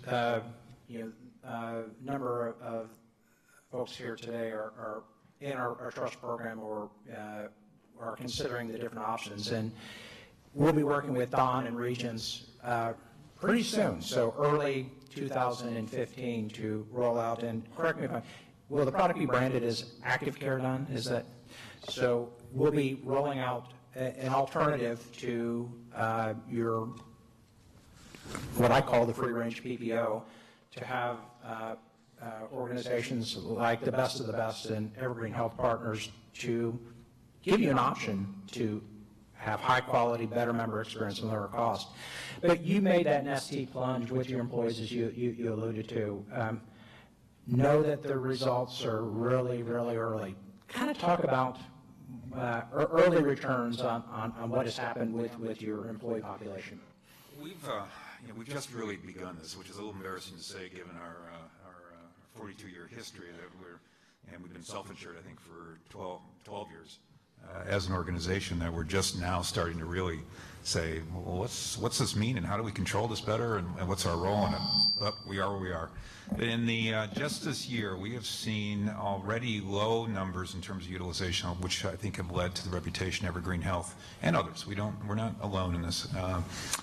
For high value, make some dramatic leaps, and it's a half year of data, so I like it as opposed to your direction. But since last year and now through this year, we've seen our ER utilization per 1,000 covered lives drop by 10%. We have seen our hospital admissions per 1,000 covered lives drop almost 14%. And our hospital days, the amount of days patient stays in the hospital, drop by 21%. And our use of generic prescribing, which already was at industry highs, has gone up by about 2%. So it's a good trend, and we've only scratched the surface. So some of it could be some good fortune, but I think some of it has to actually do with the changing of culture.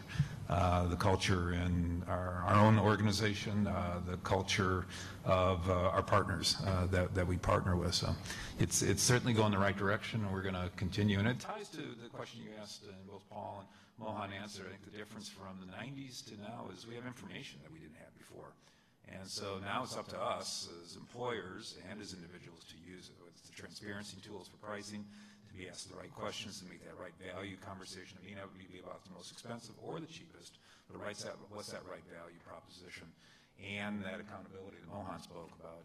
Those, I think, are the sea changes, I hope, because the cost of GMP when I was going to graduate school in 1982 was 9%, and I remember professors then going, this is unsustainable at 9%, and now we're at 17%. So I have a little skepticism that sometimes that it's going to change, but it's got to. It's crowding out spaces for you. I don't know your businesses, but a crowded space out for us when our healthcare costs go up, and I know it is for you too, and we have a responsibility to change that. Great, thank you. Let's open it for questions. What can we share with you? I know it's an early look into what will be happening in the next several months, but you will see this expressed itself into effectively this innovative, consumer-centric, transparent model that gives you access to choose with implications. So what are some of the questions up front?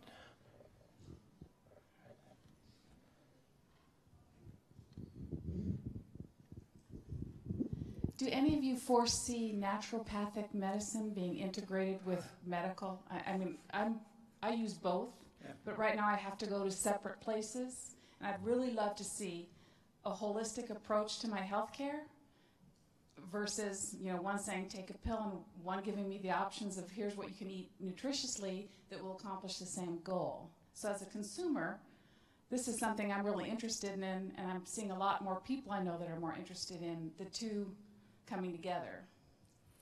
Mohan, that wasn't a layup for you, but how about Mohan first and then Dr.? Well, I really see a connection. It has been connected a long time ago. We're just figuring it out now.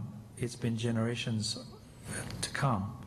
I sit on the board of the Independent Colleges of Oregon, and I also sit on the board of the Natural Medicine School. And I saw the reason I do is because I see a strong connection, not the one in Bastyr here, but the one down in Portland. I think there's incredible opportunities. But you have to be careful about that, because sometimes hospitals will hire a chiropractor and say, we have natural medicine. And one of the things is integrated medicine is very different than having a chiropractor or one doctor doing that. It's the way in which work is done at the physician level, both allopathic and naturopathic working in concert. Dogmas exist on both sides. I found myself negotiating with naturopathic physicians at a very dogmatic level because they hated allopaths, and allopaths are like, that's all bogus, there's no research, there's no evidence base. We find that sort of, and when elephants fight, the grass suffers, right? So the consumer's like, okay, I'm not going to tell, it's like dating. I'm not going to tell that one I'm dating the other one, you know, and they go into a medical environment sort of lying to their physician or lying to the ND, and that is not appropriate. So somewhere along the line, that integration, and we have not yet found a way to integrate the two, but we are looking at ways. I'm looking at very strong ways.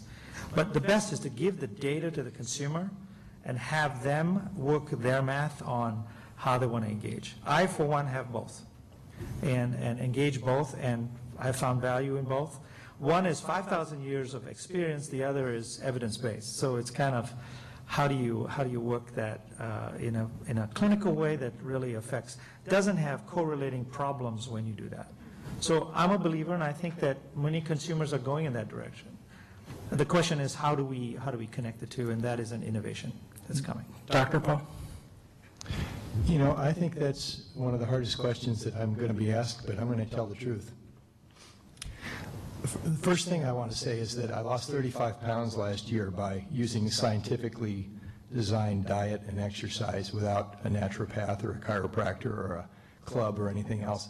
It was only after the fact that I discovered that I was actually using the 2020 Lifestyles program from the Pro Club. But, you know, by the way, their videos are online for free. My experience with naturopathy in my community over 33 years has been mixed. There are some that are integrative and will work with physicians. There are others who are absolutely nuts. And they make their living prescribing proprietary herbs to people that have no proven value, and that's their modus operandi. It's a little bit like retail drugs, where they don't make any money on drugs, they make it on soda pop and makeup and photography. So some of it's a bit of a scam.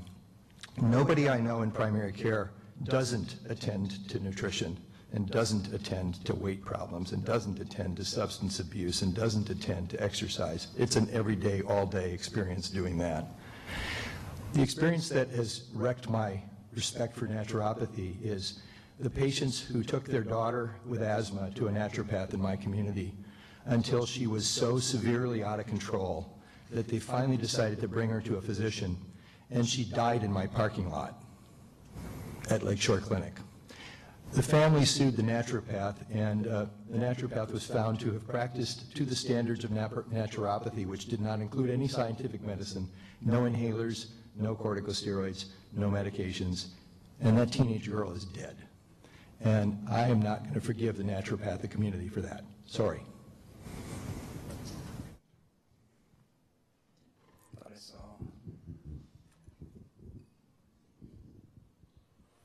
Oh, right behind you, purple. So to totally get off of that for a second. Oh, it'll come back. It will. So this may be a stupid question, but I like to ask them because it's what's in my head right now. My fourth grade teacher taught me that there is no such thing. You should never be embarrassed to ask a question. You should be embarrassed not to try to find out the answer. So, it's the Schmidt rule. So group health as an HMO, to use the word HMO, is that what ACO is? But with a different name or a new, 2014-15? Is that, I'm sort of confused, but I like, what you're saying and everything. It sounds like an HMO. It sounds like a group health type thing, maybe bigger. But is that what we're talking about? I'll give a shot at it. We all may have a different perspective on it. I would say there are cousins with the same intent, different structural elements. Traditionally, when I think of an HMO, and there are variations, particularly when you use group health, it's a fully integrated model, and so they're both a provider and an insurer all at the same time. We're not an insurer. And so we are accomplishing that same intent through partnerships with multiple insurers or with companies that are self-insured and then have reinsurance for high cost claims. But the intent is the same because the underlying opinion is, and several, I think all three of us panelists have mentioned the term integration. Jonathan mentioned that term too. The integration of care is the antonym for siloed and fragmented care, and we have to integrate this care, whether it's allopathic or naturopathic, in the middles, the appropriate range, into a much better way. So I guess it's a yes and to you. There's somebody over here. Paul, any different view of that? Well, group health has had the global cost of their patients under their belt to run their care since they started in 1947. So they've had this model for managing care that they've run and created and continue to run. And some of what they do is really great. They also have layer upon layer of bureaucracy. And they're burdened by their cost structure. And they're not very nimble. And we don't have that problem. So what we've constructed is loose, a bunch of independent physicians who don't have to sell their practices. Bob and Evergreen Health have not spent a fortune in capital trying to buy out practices. That's great because they retain that capital for investment in better things. The docs that are involved in this want to maintain their autonomy, and as autonomous independent physicians, they're more cost effective than anyone else. And we know that's true data. The independent physicians work harder to take care of their practices than people who are employed. It's just true. So we think we have a more nimble entity, and the other thing about that is that you can do make-buy decisions about things. You don't have to build everything and own it yourself. You can decide whether you want to contract for that service, take it outside, or bring it in. And business people do that every day and understand that. And by being relatively business-like, that's not profit motive generated. That's just being efficient. And we think we can be more efficient than group health. If I may, that is a very good question. It is an uncomfortable question because it's still in the design phase. And what's key is that if you look at the way group health works, and it's an efficient, wonderful system, and it has solved significant problems, and it's about many people solving a team-based approach towards care, but it's a closed system. So what we're trying to do with Regents and Cambia is, we're not a closed system. We don't own hospitals. We contract with hospitals and engage them in a common experience. So the goal is to not imitate group health, but it's the same way airlines share planes. It's like you're building different networks so that the choice becomes a factor. The consumer can make choices about which airline they want to take and which direction they want to carry themselves. So the challenge of creating a networked, and I wouldn't use the word HMO because I explained why it's different, ACO, is that it really comes down to us all partnering together in the most effective way to deliver the best care depending on the choice of the consumer.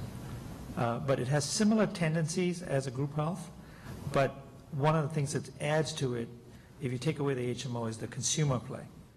Is how important is data to the consumer as they engage, and how do we come into a social contract between the consumer and the provider.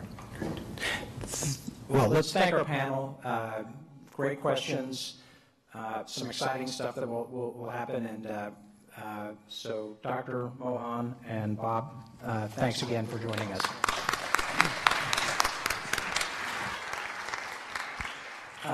Are you doing a raffle? Sure.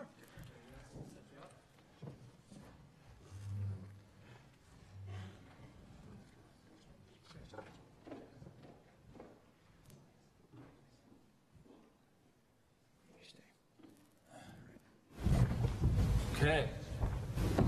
Let's do another raffle. You guys ready? This is the last of the Fitbits. So number 648264. 648264. All right, the gentleman in the middle. Okay. And guys, can we get the slides back on? I know we got another round to go. Great.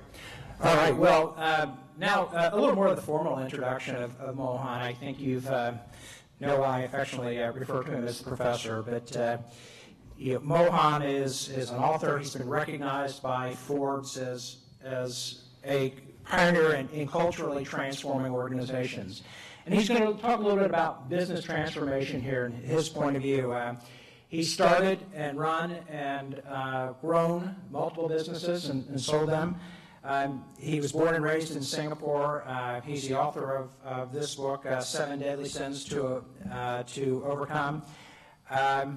What I know about him is that he was actually a Singapore TV talk show host. And think about that image of him being the neurologist. He's actually a musician that plays the bagpipes. And he was the first healthcare executive to audition and lose on America's Got Talent. So, Mohan Iyer.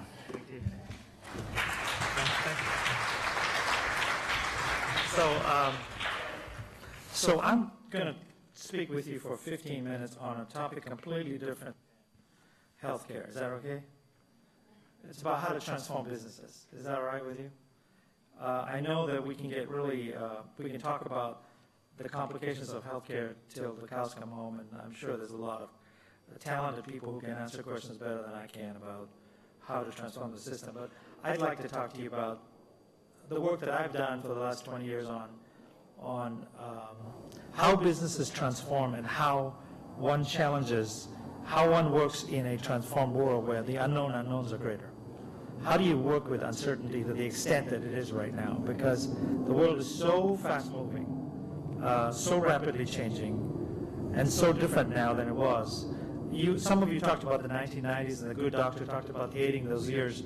I kind of liked those years because I actually had hair then, and they were also a lot more innocent than they are now. It is so dramatic the way things are going. How do you find true north in running your businesses? How do you and I really figure things out? How do you see the Northern Star in your activities? And I will give you 15 minutes of what I think and what I've researched, and hopefully we'll have a dialogue and have time for some. And hopefully you won't find it boring enough to actually challenge my thinking. I don't have slides, I have only drawings. I think slides are boring, so I just decided to draw it. And hopefully you'll be attentive to that. People are contributing drawings to me now all over the world. It's kind of funny. So I'm going to try and relate, in accordance to the work I have to do now, a couple of things. One is I'm going to relate some parts of healthcare. I'm going to relate tires, car tires. I'm going to relate airplanes. I'm going to relate coffee. And I'm going to relate root beer and a little bit of Gandhi. How's that? In this conversation. So this is supposed to be professional development, not like worrying about the complex healthcare system. So you can relax. You don't have to take any notes because you probably won't understand anything I'm saying because I don't understand what I'm saying.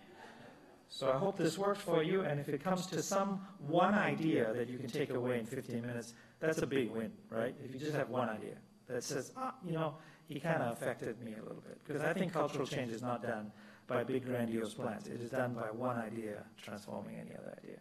Look at the world we face, right? Egypt decided it didn't want to be a country anymore, right, and just walked away from it and decided we're going to change our government. Mortgage crisis took people to, and many of you, into a real tizzy. It came like a thunderstorm and left like a thunderstorm, and it's still painful. Carnage is happening all over the world. The wars that are happening now and continue to happen are unpredictable and unknown. They come from places I didn't even know who ISIS was until recently, and started to see the dramatic ways in which they're affecting the morality of our country and the morality of all nations combined. Banks failing and the bailouts All those things could have been predicted. Whoever did probably succeeded well. But the majority of us really fell prey to it and were shocked when it actually happened.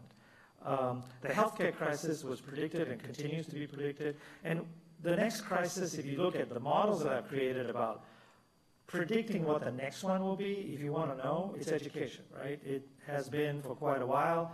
It's overpriced and overindulgent, and it's opaque, and consumers are starting to freak out, and 97% of majority of independent colleges and universities have people on loans who can't pay it back, and they're already in debt the minute they leave.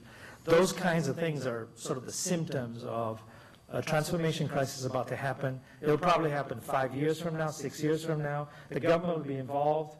They'll go after, the universities, and they'll start to lower their prices. And the same things that similarly happen in the healthcare industry will happen in the education industry. That's my prediction.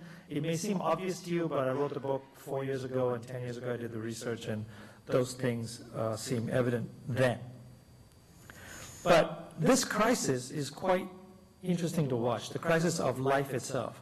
Let me name you some companies, and they're listed here in my beautiful handwriting, and I want you to know what's common with all of them. KB Toys, R.R. Donnelley, Circuit City, Monica Coach, Hollywood Video, Lehman Brothers, Sharper Image, CompUSA, Silicon Graphics, Bearing Point, Wachovia, Ziff Davis. What do they have in common? They're all dead. And that was between only a short period of time in the history of our lives. It was within a short period of time. Mervyn's is another one you should add to that list. People had 401ks. People thought they would, retire with those monies. They thought their future would be dedicated. Employees were there. It just disappeared over a period of time, decayed and dissolved into nothing. What happened? And at the same time, that structural change was happening, these individuals didn't see it. These organizations didn't see that there was a structural change. It wasn't cyclic change, like your broker always tells you, what goes down will come up. I'm still waiting for some of my stocks to go up, right? And then they'll say, sell it at a loss, and you can write that off. Well, you can't sell your life at a loss and write it off, right? Unfortunately, you can do it with the stock market, and some people can survive that. Life sometimes comes with structural changes. Business doesn't see it, and they think it's a cyclic change. And the world is okay, so they keep going. Everyone talks about Kodak, right, and how Kodak missed it. But people didn't talk about Intel and how Intel missed it. Intel missed the what? How many of you have a smartphone? How many of you have a smartphone? It's good. Confession is good for the soul. Those of you who have a smartphone know that it's only been 8 years, by the way, that the smartphone has been in our life. 8 years. And look at it now. It has transformed the world. Have you ever heard of a person named PewDiePie? He's called PDP. He has 1.5 million monthly downloads on the web. 31,133,919 touches on YouTube. He runs a channel, makes an average of 6.2 billion views in a year. He's generating about $5 million a year in revenue. It's like some guy, right? You don't know him, I don't know him, but a lot of people seem to know him. And you know what he does? He reviews video games. And he lives in the Benelux countries, but he's producing $4 million a year. And if you look at the list of people on YouTube generating that channel and making that channel effective, the next most is another lady named Maples, who is a teenager, who talks about how to do your makeup when you're drunk, and is generating significant social implied activity. That's an unknown unknown. What do I mean when I say unknown unknown? There are the known unknowns that you can predict and plan. You can say, what if there's this and what if there's that? And then you can do your analytic models, and you can structure it, and you can say, well, it happened 5 years ago like this, so it's going to happen again, so let's predict, we don't know when, but if this happens, here's how we manage our risk. You can do that in your field of work. But the unknown unknowns are things you don't even know are unknowns until they arrive. Then you categorize them as unknowns, and then you try to make them known. These are things that are called black swans in some books and texts, but they're more violent than black swans. They come at a point where you just cannot predict. And you cannot try to predict because they're structural. They change the structure of your business. And if they change the structure of your business, the entire business around you changes into something else. Like I said, Starbucks, Les Schwab, Disney, Southwest Airlines, Ben & Jerry's, they seem to have weathered some of these unknown unknowns. They seem to have got past it. They seem to have continued to grow when the rest of the world sort of fell apart. Now, I'm not going to be academic with you and talk to you about what are the things they did and what was the 5 different ways you should do it, and then you write the 5 and say, I should buy his book, and, get on with that stuff. That's what everybody does. The bottom line is there is something, though, and I spent the last 20 years of my life, almost 25 years of my life, searching for what that was. Is there an answer to seeing through the cloud, seeing through these things, and is there something that you and I can do that helps us weather, both personally as well as professionally? Is there something that we can kind of find the answers to? Well, look at Starbucks, right? I met with Howard Schultz in the course of writing this book and engaging, and I talked to him about the extended living room and how he's got coffee and community, and he's got the 3 C's, which is what I called it, coffee, community, and one more thing I can't remember. But he's got all those facets of how to make it comfortable, right? And he looked at me with a strange look, like some of you are looking at me right now saying, who's this idiot? And he said, it's not about that. He said, I'm about people selling coffee to people. I'm not about all that other stuff. That's all marketing stuff and that's all business design. But I am about people selling coffee to people. And if you see it, he was the first in the country to give benefits to part-time employees who are baristas. He trains the baristas extensively. He was the one that walked into every Starbucks and orders one drink, and the barista, of course, gets a heart attack when he walks in, and then he tastes that drink with a sip, and he says, okay. That's how he wants to know, that the engagement between the barista and the person who he deals with or she deals with is always the most important element of the way he runs his business. When he came back as CEO, after he left for a while, he came in and the first thing he noticed was no smell of coffee in Starbucks. He walked in and said something's wrong. Because they had hermetically sealed the coffee bags because that's efficient. It allows it to be preserved longer, and the supply chain costs were going to be reduced, and you have no more waste. But he said, it doesn't smell right. And he pulled open the bags. So he made a choice of experience being more important than efficiency. But he knew he was about people, and people had noses. He wasn't about coffee. And in those examples, these are where I think the insights of what it takes to run a business makes happen. Now, the world is filled with too many things, a lot of noise coming from us. So how do you get through the noise? My daughter and I were in a car. You know, I'm always driving my daughter, right? And she's in the back seat. She was like 5 years old. I was driving through the woods down 26 in Portland. And this was like a spiritual moment. And she looked at me and she said, Dad? I said, what are you doing? She goes, I'm listening to the trees. And I thought, wow, what a wonderful thing for a kid to say, right? We never say stuff like that. Because if we say stuff like that, the doctor will take us away. He said, I'm listening to the trees. So I said, spiritual moment. So I said, what are you hearing? And she said, they're all talking at the same time. I can't figure them out. And that's kind of how we are, right? We have all this noise, and we have all this Twitters, and we have all this engagement, and we lose the balance of who we are. And that is what makes great companies, is what I've learned. The CEOs and the company doesn't lose that balance. They kind of know true north because they use their values or they use one voice. Like in Starbucks' case, the the people are the most important thing. In Southwest Airlines, it's not humor that's the most important thing. It's giving people the opportunity to be themselves in an airplane, which is unlike what United does, where you know, if you say the wrong thing, you'll be taken away, especially people like look like me. So the fact is, you know, I don't make any sudden moves and I articulate very well when I get in an airplane. I'm always speaking with my British accent, which really helps. Until now. Now it doesn't help. Les Schwab, tires.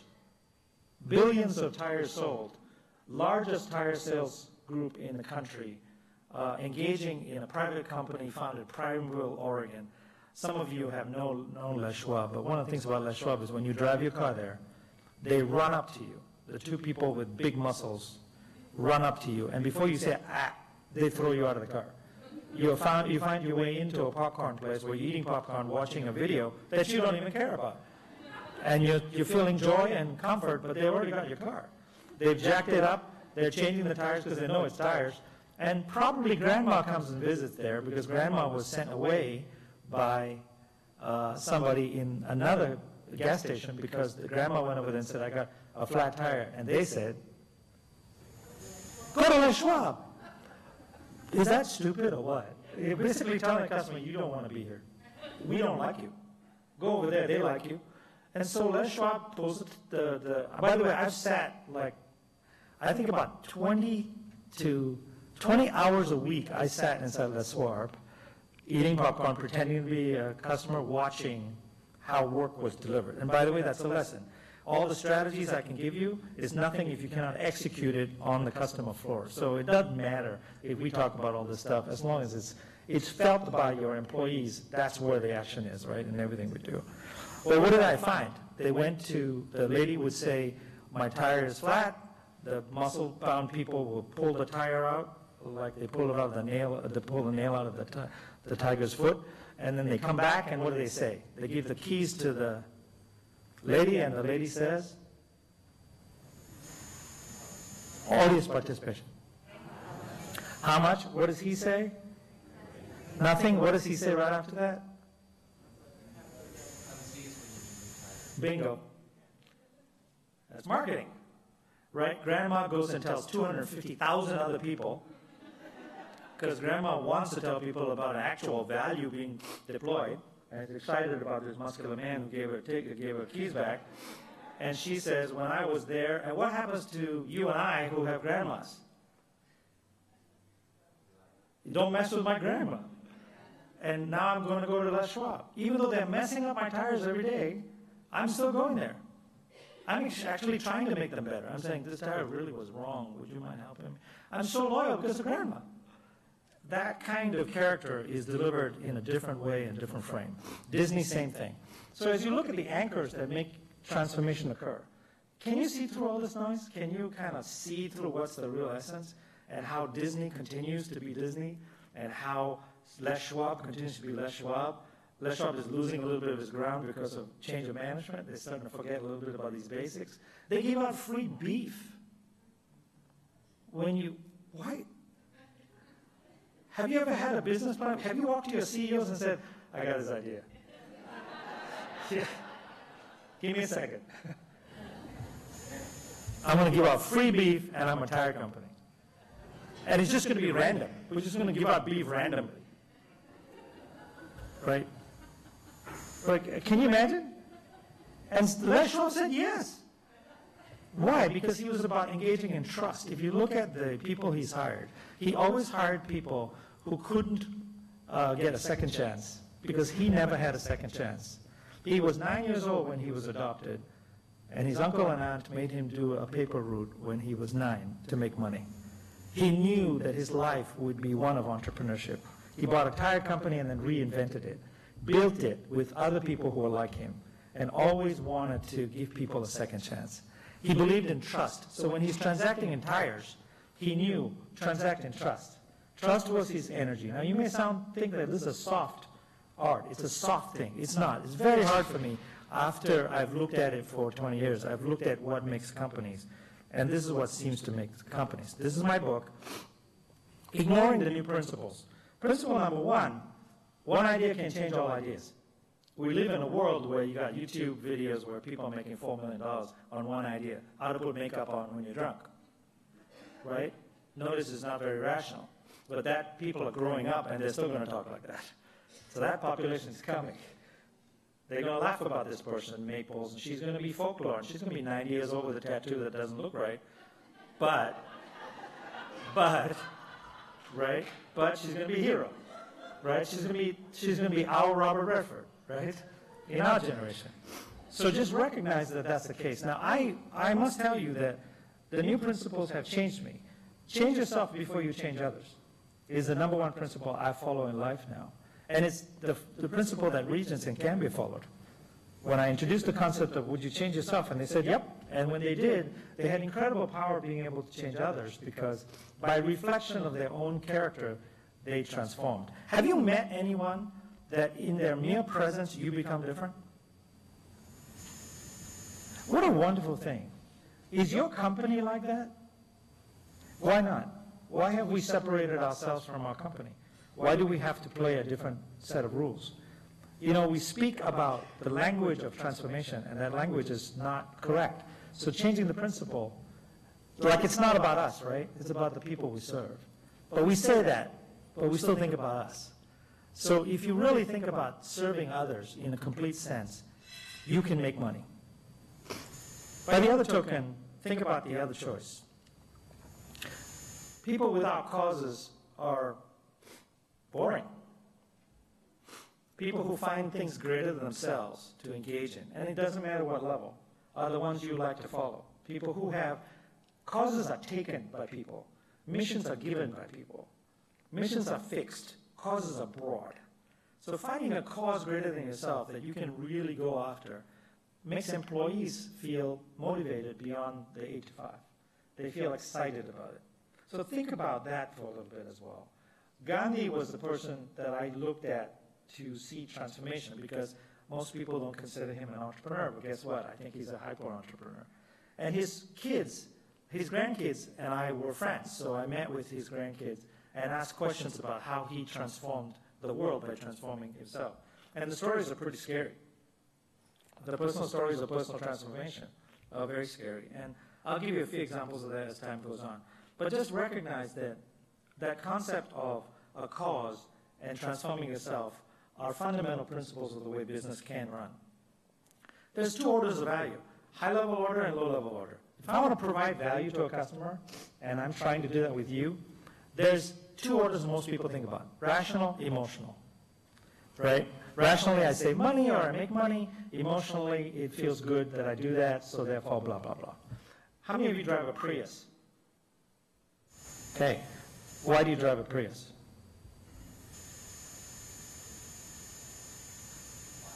Economy, rational. Saves money, right? It saves on gas, and you're also doing a little bit for your environment. Then there's a symbolic one, right, which is like you're touching the heavens. You feel like your car is actually a human being, right? There's a feeling about it. If you look at the back of a Prius, there's all kinds of signs that says down with this and up with that. But, you know, Prius drivers have a feeling about community and trying to save the community. It's a symbolic thing. Their families get all excited. The only problem is majority of Prius drivers are noted to never stop in stop signs.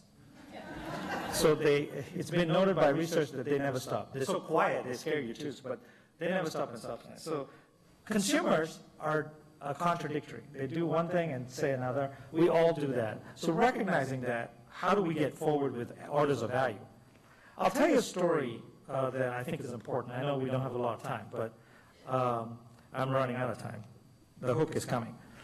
I'll tell you about root beer. Root beer is a very interesting drink for me now. I drink it like champagne. There's a reason. Many years ago, I had an employee who had a son who was 9 years old at the time, and I have permission to speak of him. He was dying of spinal cancer, and they couldn't solve it. So the family went through life after life of trying to find cures, natural medicine, all the way to allopathic. They went all over the world looking for it. He's one of my teammates. And our company kind of adopted him, the young boy, to give him a good life for what was left. So I'm on the Big Brother, Big Sister bowling league So I thought, bring this boy, I won't name him, but bring this young man so we can bowl together. And he was not physically ready. But he came. I got all excited, saw him, fell to the ground, looked him in his brown eyes and said, what would you like me to do today? What can I give you that you can get you all excited? Because I wanted to do something right. He looked at me and he said, root beer. And so I'm like, okay, we're in a bowling alley. So I went up and tried to get root beer, and what did the people say? No root beer. No, we don't do root beer. So then I gave him $20 and said, find me root beer. So he came back with this big gulp of root beer. I gave it to this kid. He drank it like crazy. He got all high on the sugar and stuff. Parents were okay.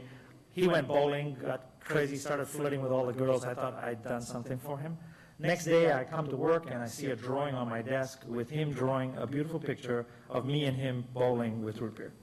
So, and with a thank you note. So I feel like I've done my good. 6 months later, I see him at one of the stores. He sees me. Dad says, do you know who this man is? And he says, root beer. So I fall to the ground again and say, you know, how you doing? And he's looking at me with his beautiful brown eyes and he says, do you know that you have to give gifts? I'm thinking, yeah. And then he looks at me with a real peering look and he says, you have to give gifts. And that was the last words he said to me before he died. I went to his funeral a month later. And everybody around in the funeral was talking about this boy giving them advice like that before his death. So root beer to me has rational value, emotional value, which are wrong. It's got sugar. I don't want to drink it. It's not good for my little stomach. I like to keep my looks. And then there's symbolic value, which is it's celebrating him and the life he delivers.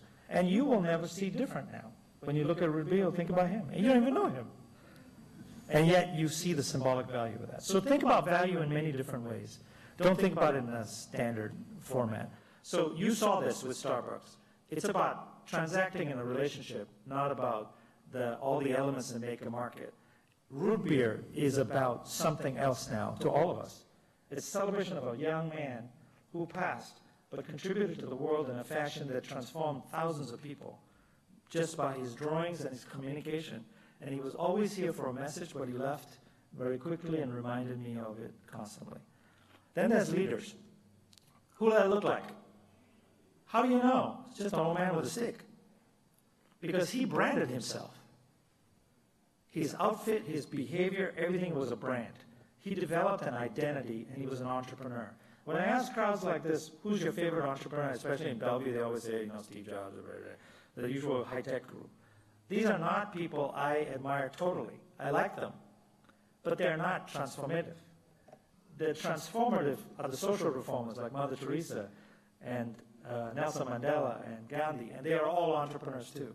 They've transformed the world with their action, and they've done it with building all of these elements, finding a cause, changing the principles in your head, delivering value at multiple levels, and then also other things that I'll show you in another time when we have moments. But I hope you realize that some of these recipes come from great leaders who actually have made companies and made institutions and made brands that last an incredible amount of time, right? My daughter, even though those days she said to me, they're all talking right now with the tree and stuff, she was 5. Now she's 14, right? In the course of me writing the book and developing the ideas, when I look at her and she gauges other people of her generation, and she's young enough, and I know many of you have kids that age or around you, they're measuring life differently than we are. They're looking at social transformation as valuably as they look at financial transformation. So I hope you join that fight and try to transform your businesses through some core different views of the world. And I hope this captures 1 or 2 ideas that might help. Did it help? Did it help? Okay, with that, thank you.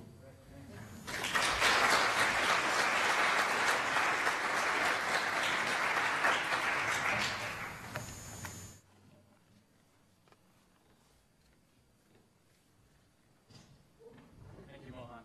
Thank you. Thank you. Take this. All right. While you're getting situated, Mohan, if you want to hand Shannon the lapel mic. Hey, if you want to ask questions, I'll hang out for a while. Sorry, I'm the hook. I think I'm rapid. We've got about 20 to 25, 30 more minutes. We'll try to be brief with the next. We do have 2 more great topics. So I'm going to introduce Denise Church, and we'll go from there. Thanks. Good morning. I'm Denise Church, and I have worked with the Master Builders Association and also with the Health Insurance Trust for about the last 8 years. And one of the areas that we have focused is Medicare. Anybody who knows me and has worked with me knows this is crazy. I love Medicare. It scares most people to death. And is there anybody that's ever been asked a Medicare question as an HR person and been petrified because you didn't know the answer? And worse was you didn't even know where to send your people to get the answer. So one of the things that we focused on is, and Will talked about it at the very beginning of the seminar, is solutions. We want to provide solutions. So for 8 years, we have worked with employees and companies to try to find those solutions. And about 2 years ago, Jonathan and Will and I were contacted by Shannon Furman from Regents, and she said, I think you guys should look at a retiree plan. And so we spent some time and kind of evaluated it, and in the process of doing that, we thought there's one thing that we need to figure out first and foremost: who's the right insurance carrier and the right person to partner with us. Regents is obviously a great partner on the Health Insurance Trust, and they're local. They're somebody that is in the state of Washington. They've got the provider networks. They know Medicare, and to me, this is a huge thing. They know Medicare. They're in the Medicare industry. They have been for a long time. And are they going to make a commitment to us? Are they going to partner with us and make this plan work? And then the last thing for me was customer service. I need those people that I send to Regents to get service, to get answers, to get help, and to get support.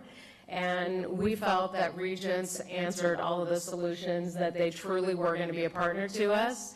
And if we needed any validation at all on the customer service side, August, Regents won a national award, so not just for our state, being one of the top 3 providers for customer service in the Medicare arena. So this is Shannon Foreman, and she is going to talk to us about the retiree plan. Great. Thank you, Denise, so much. And just really quickly reminded me that plane was going overhead when Mohan was speaking, and it reminded me of a couple things, and I'll be really quick. That my son says, well, what do you do for work, Mom? And it's really hard. Well, I'm in insurance, and people pay us a monthly premium, and then we pay doctors, and we pay hospitals, and big complicated story. He's only 7 years old. And a couple weeks later, they asked him in class, what does your mommy do for work, Hayden? And he says, well, she pays the doctors, all of them, in Washington. And so, it's really hard to explain what you do, but I tried to tell him, well, I've been in Medicare business for over 20 years now, and we help people that need insurance that are on Medicare. And finally, he whittled that down to, my mommy helps lots of grandmas and grandpas. So that works. That's really good. And, I have been with Regents for a long time, and I'm very passionate about Medicare. So I'm excited to be here today to talk to you about what we're offering through the MBA with the Medicare plans. And the technical name for these plans are employer group waiver plans. You can think of them as Medicare retiree plans is another name for them. And Medicare may seem boring. A lot of people think, oh, well, gosh, I went to UW, I majored in political science and Spanish, and I don't think my parents really thought that I would get in the Medicare business for my career. But it is super exciting, and the reason it's exciting is this slide here. What does this say to you? Anybody? What do you think when you see this? Getting old. Lots of baby boomers. If you haven't heard, there's a lot of baby boomers turning 65. Lots of people in my family as well. And it's exciting because the baby boomers want the best. And the people that are turning 65 these days want choice, and they want the best that's available. And that's really what we're here. They have this in their wallet. This is their Medicare card, and with this card, they have a lot of power. And they want that choice and the best plan, the plan that offers them the service that Denise was talking about. So we have brought you that plan in Regents Med Advantage. This is an exclusive retiree option that we are offering through the MBA, and it is available to retired employees and their spouses, so we'll talk about that a little more in just a minute. This is an exclusive plan that's an enhanced plan, so it's something that you cannot purchase on the market. So if you're out, somebody's turning 65 or they're retiring and they're out in the market shopping, they could not find this plan in the market. So it's something we have custom designed, and that's very exciting. It also has flexible enrollment. So I don't know if all of you heard, is this the time that most people are signing up for Medicare plans? Does anyone know? Yesterday was October 1st, if that rings a bell with anybody. This fall is when people can change plans on Medicare and make new choices. Well, this plan that we've customized for the MBA actually has more flexible enrollment times. So someone could sign up throughout the year and they're not kind of held to that fall enrollment, which is a really big deal for people that are in that. They like to have more choice and flexibility. So that's another way we've customized this offering. That's very exciting. So we actually have a contract with the federal government, with CMS, the Center for Medicare and Medicaid Services, and we offer Medicare Advantage plans. So we act kind of as the Medicare supplement, prescription, vision, dental, all wrapped up into one plan with one card. So it's super easy to use. It's very, very simple, which, again, the folks that are on Medicare demand simplicity as well as demanding the best. And this is a fully insured solution. And it will help when people come off the group plan and are retiring and going onto this plan, definitely help save some costs. And basically on this plan, it can result in lower contributions as well for the retirees, because we're taking advantage of that government subsidy, of the federal subsidy. They pay us money per member per month, and then we in turn pay for the Medicare benefits, the supplemental benefits, and all that. So it's taking advantage of that government subsidy that makes this such a great option. And you're all used to, if you're on the Regents plan, the PPO network. Denise mentioned the network. It's in the network. Most folks, when they're going on Medicare plans, or choose more traditional managed care plans where they're picking a PCP and they need a referral. This plan is a PPO plan that allows them to travel not only throughout the United States, but also throughout the world.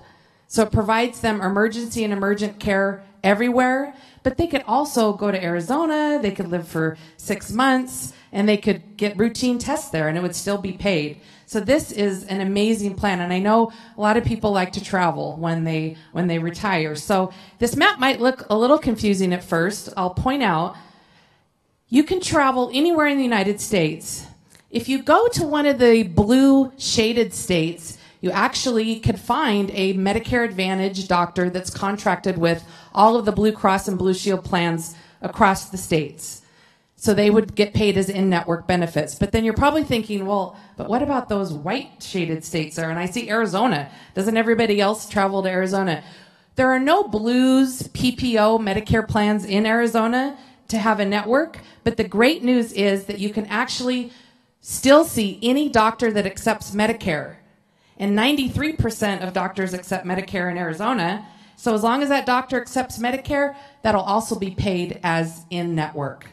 So this is a plan that we have customized to be really rich, really flexible, and really meet the needs of the people that are asking for it. And then the nurse advice line, that's also included, as well as disease and chronic care management is included as well. But this is where I get really excited. Has anybody heard of Silver Sneakers? I see a few. Do you know what it is?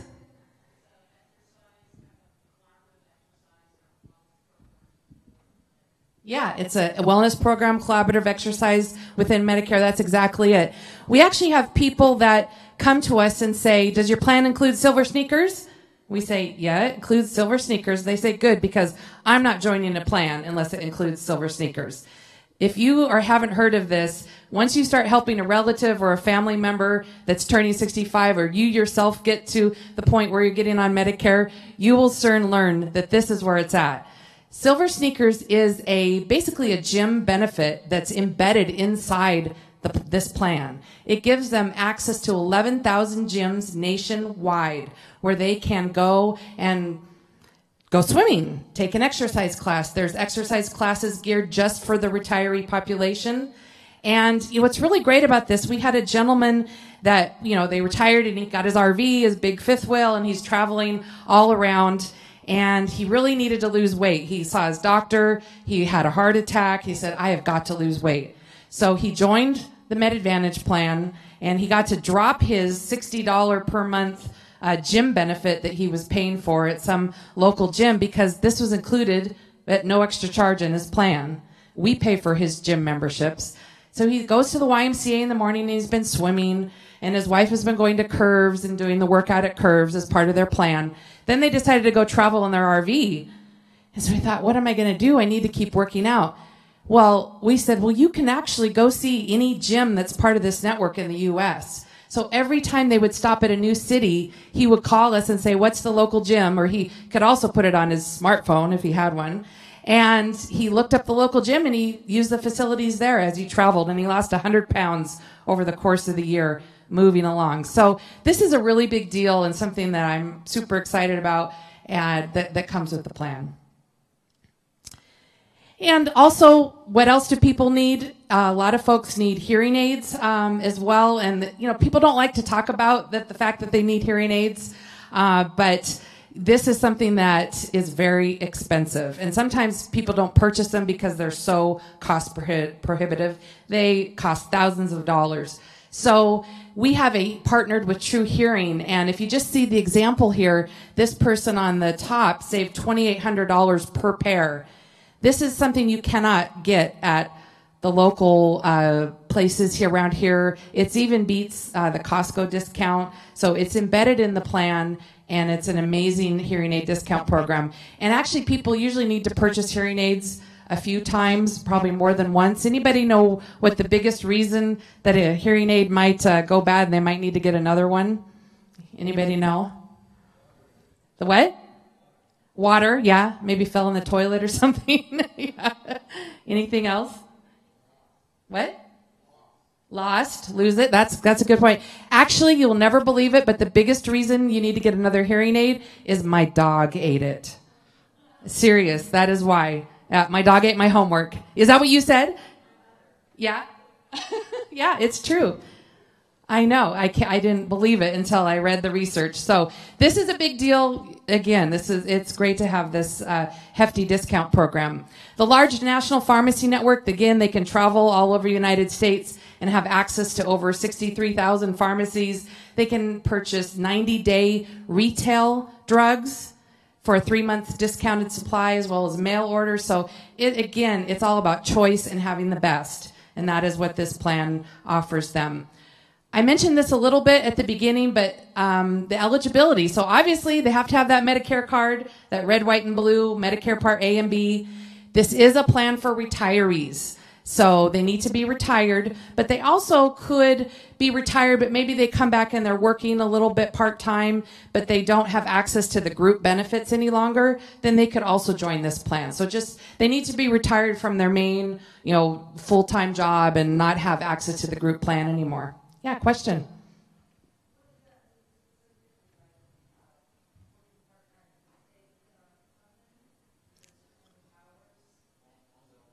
Yeah, as long as they don't. The question is, what does that really mean? Is there a certain number of hours? Are they working within my company? As long as they don't qualify for the group plan any longer, then they could enroll in this, as long as they had Medicare.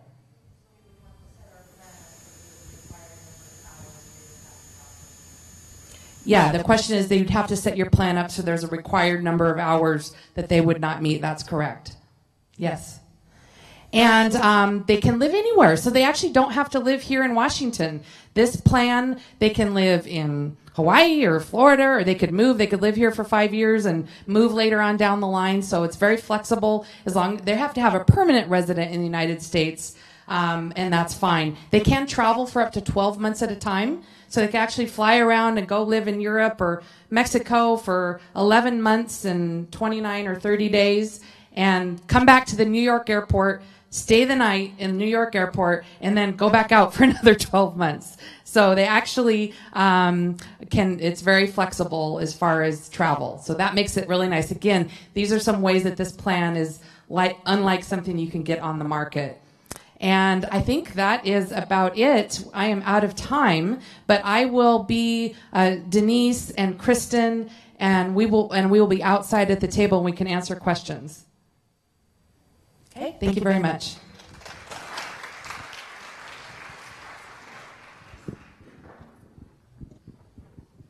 Okay, this is the raffle you guys have been waiting for as we get our last speaker up to the podium. So we have a $500 gift card to the Salish Lodge. There we go. Who's the odds? I agree. I wouldn't mind winning this one. All right, here we go. 648207. $500 to the Salish Lodge. The lucky lady right there. There you go. Okay. Congratulations. That's a great gift. Congratulations. Okay, guys, I know we're getting close to our time limit. We'll be quick. This guy can talk fast, and he's high energy as it is. So I'm going to introduce Mike Cochran. He's the Director of Wellness for Regions. We get a lot of questions in the program about wellness plans, what do they look like, how do I implement a wellness plan. There's cost savings in the Affordable Care Act around wellness, if you don't know. So again, we'll give you a brief overview about Wellness for Regions is in, and then he'll be the last speaker of the morning. Mike? All right, good morning, Linwood. How's it going? Good. So as the wellness guy, I feel compelled to have you stand up. You've been sitting way too long, so everybody stand up real quick. Gradually reach to the sky. Gradually reach down to your knees. Doesn't that feel good? I just read a fascinating book. It's been out for a couple of years by a neuroscientist not named Mohan. Called Brain Rules, 12 Brain Rules. Brain rule number 1, activity. Activity. Our brains evolved not by sitting at a table or at a desk or at school, so move, folks. So it's a good thing, maybe not a good thing for you, but I've had 4 cups of coffee, so I've got about 30 minutes of slides to get through in about 10 minutes. So hope you've had your coffee, because strap in, because we're going to get started here. And my name is Mike Cochran. I'm the Director of Wellness at Regions. So my job essentially is to build health and wellness solutions for employers. And what gives me the privilege to stand in front of you today, a little bit about my background, is I've been at Regions for about a year now. We've invested millions of dollars recently in our health and productivity solutions. And but prior to coming to Regions, I spent some time at a large consulting firm designing wellness solutions for the mid-market segment. But most of my career has actually been spent on the employer side. Because I've run benefit shops and developed health management programs for a lot of Puget Sound area companies, Microsoft, Washington Mutual, Expedia. I spent some time as a founding member of the Puget Sound Health Alliance. We had the great pleasure of working with Jonathan Hensley in that effort. So I bring that expertise to you this morning to talk about this very important topic. So we're here to talk about wellness. What does wellness mean to you? And I would submit that wellness means a lot of things to a lot of people. As the wellness director, I'm not real fond of the term wellness, which may seem like blasphemy, but honestly, wellness is oversold today. It's overused. I know a lot of you in the audience have checked the wellness box in terms of your programs, and they may or may not have been successful. So what we're trying to do at Regions is really change the conversation and have it move to health and productivity and having health become a business issue today. And it's all about developing a culture of health. So if you take nothing away from this little dialogue this morning, take away the notion that health is a business issue. And we need to look at it much more broadly from just a check-the-box wellness program. So this is just real briefly some of the objectives, but essentially I just want to frame up a little bit for you in terms of why do we care about health and productivity, and a little bit about what Regents is doing in that arena. So you may have seen recently the Commonwealth Fund came out with their recent research looking at the 11 industrialized nations and their healthcare system, and America was ranked last. We're actually most expensive in the world amongst those 11 industrialized nations. The health of the American population was last. Anybody want to take a guess what country was number one in terms of the lowest cost in healthcare? Mohan mentioned it earlier, New Zealand. And I had the pleasure of being in New Zealand a couple of years ago. Very active society. Wasn't a fast food restaurant in every single corner. You drove by your dinner the night before. And so when we look at the health of Americans, 1 in 5 still smoke. 1 in 5 don't exercise. Only 1 in 4 get enough fruits and vegetables. What does that produce? That produces two-thirds of Americans are either overweight or obese. 2 in 5 are diabetic or pre-diabetic. And all leading up to 7 in 10 deaths in America as a result of lifestyle chronic diseases that in many cases can be prevented. So so I affectionately call this the shark bite slide. And I know it's a little bit hard to read, but this is some recent research that came out a couple of weeks ago from the Kaiser Family Foundation. And essentially what this is demonstrating is the huge disparity between healthcare premiums, workers' contributions to those premiums, and the rate of inflation and what's going on in terms of increases in people's paychecks. So when I was a benefits manager in my previous life, I was very concerned about this slide because every time we provided pay increases, it got eaten up by healthcare. So a big issue. And recently, the last 5 years, deductibles, which are very common today in a plan design environment, those have increased by 50%. So big issues here. Another way to look at this, and this frames up the broader health and productivity question, is of this $30,000 pie, if you will, only $10,000 of it is a result of health premiums and health care. And a majority of it is this notion of presenteeism. People coming to work not at 100%. And it's a huge, huge issue. And also another part of the pie are things like workers' compensation, short and long-term disability, sick leave. So a well-designed program can impact this entire bucket. So I would encourage us to look beyond just that healthcare premium that all of us are exposed to. So the business imperative around health. So the National Business Group on Health and Towers Watson, they do an annual survey, and what they've done is they've characterized employers into basically 2 buckets: high-performing companies and low-performing companies. And high-performing companies are organizations that have a strategy around health and productivity. And it's been demonstrated that those high-performing companies tend to perform much better financially compared to their peers. And so this is a conversation we need to be having at the C-suite in terms of the impact that health can have on the bottom line. And there's a number of companies, a majority of American companies today are taking this very seriously and looking at this and designing strategies to have an impact. And so what is a high-performing company? What are some of the things that they're doing? Some of the things that they're doing are designing wellness programs. And the effectiveness is much higher compared to things like consumer-directed health plans, disease management programs, higher cost sharing, or tighter managed care restrictions. So these programs are being adopted, and these are benefit managers responding to this particular survey. So these are things that these organizations are doing to get their arms around healthcare costs.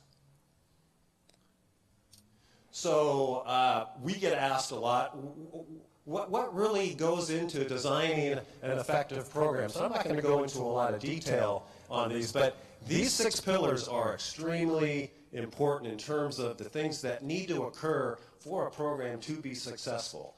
And I think probably the most important one is the leadership. If you don't have a strong commitment at the leadership level around changing the culture of the organization, these programs will not be successful. Now, but it can't be, this is what we're going to do to you, employee. It's got to be, this is what we're going to do for you. And it takes a while. This culture of health does not come about overnight. So oftentimes we get questions like, are we going to save money in year 1?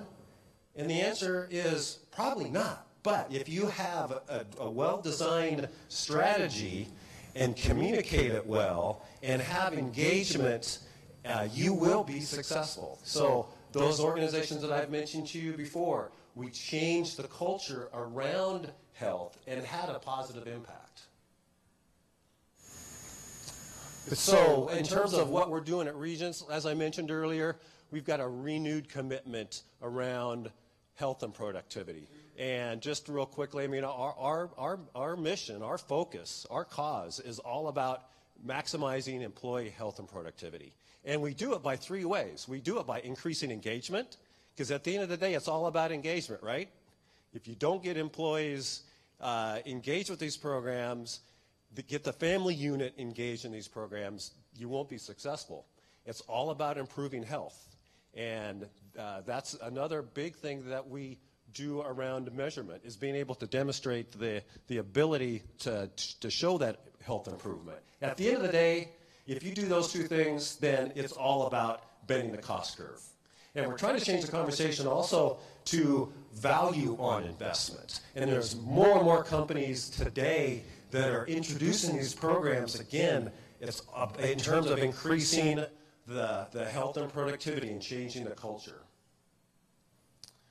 And so just real quickly, these are 4 pillars that we are focused on at Regents. The power of Regents, utilizing our health coaching programs, our wellness consulting entities, and last but certainly not least is the analytics. We hear time and time again, we do focus group research with employers on a frequent basis, and this always rises to the top in terms of help me understand how I'm making an impact. At the end of the day, these are solution-based programs. They're not just a product that we go out there and say, hey, we know what your problem is and here's the product to solve it. These are solutions designed to help employers out.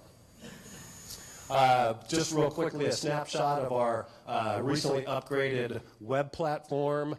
This is available to all members of Regents, with the exception of that graphic in the middle, the health coach function. This is specific to our Vitality product that's a buy-up. But for our general Regents membership, a fantastic resource that I would encourage you to go out and check out if you haven't already. And we offer some health coaching for our Vitality customers. We actually try to get folks, as soon as they've completed the health risk assessment, to sign up for coaching. That's been very popular.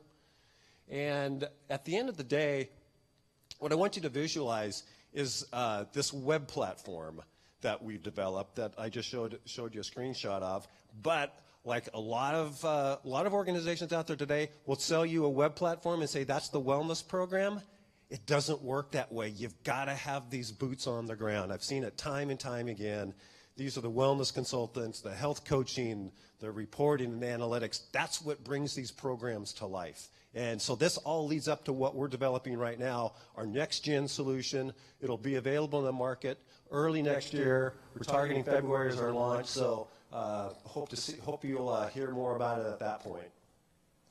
And as what that next-gen solution is really going to be doing, we're developing packages that are very specific to the employer's needs. And so you can see there's 3 different packages here, and they're somewhat sequential in terms of a roadmap for an employer to follow to get a program not only started but then sustained. So it's about awareness, moving into engagement, and then ultimately an outcomes-based program. So how was that, Will? Woo! So, do we have time for questions? Or okay, let's take one question. What the heck? No questions? Come on.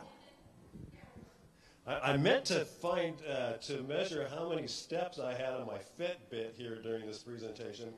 How many steps do you think I got on my Fitbit during this little dialogue? 200. Good job. Yeah, very good. So we've recently produced a white paper talking about this whole culture of health concept. It's out on the table out front. If you haven't seen it already, I encourage you to grab one. So thank you very much. Thanks, Matt. All right, everybody, that concludes our program. Thanks so much. We're only a few minutes late, so don't be too mad. But again, thanks for everybody coming out this morning. We'll stick around if you have questions. And again, great having everybody here. Thank you.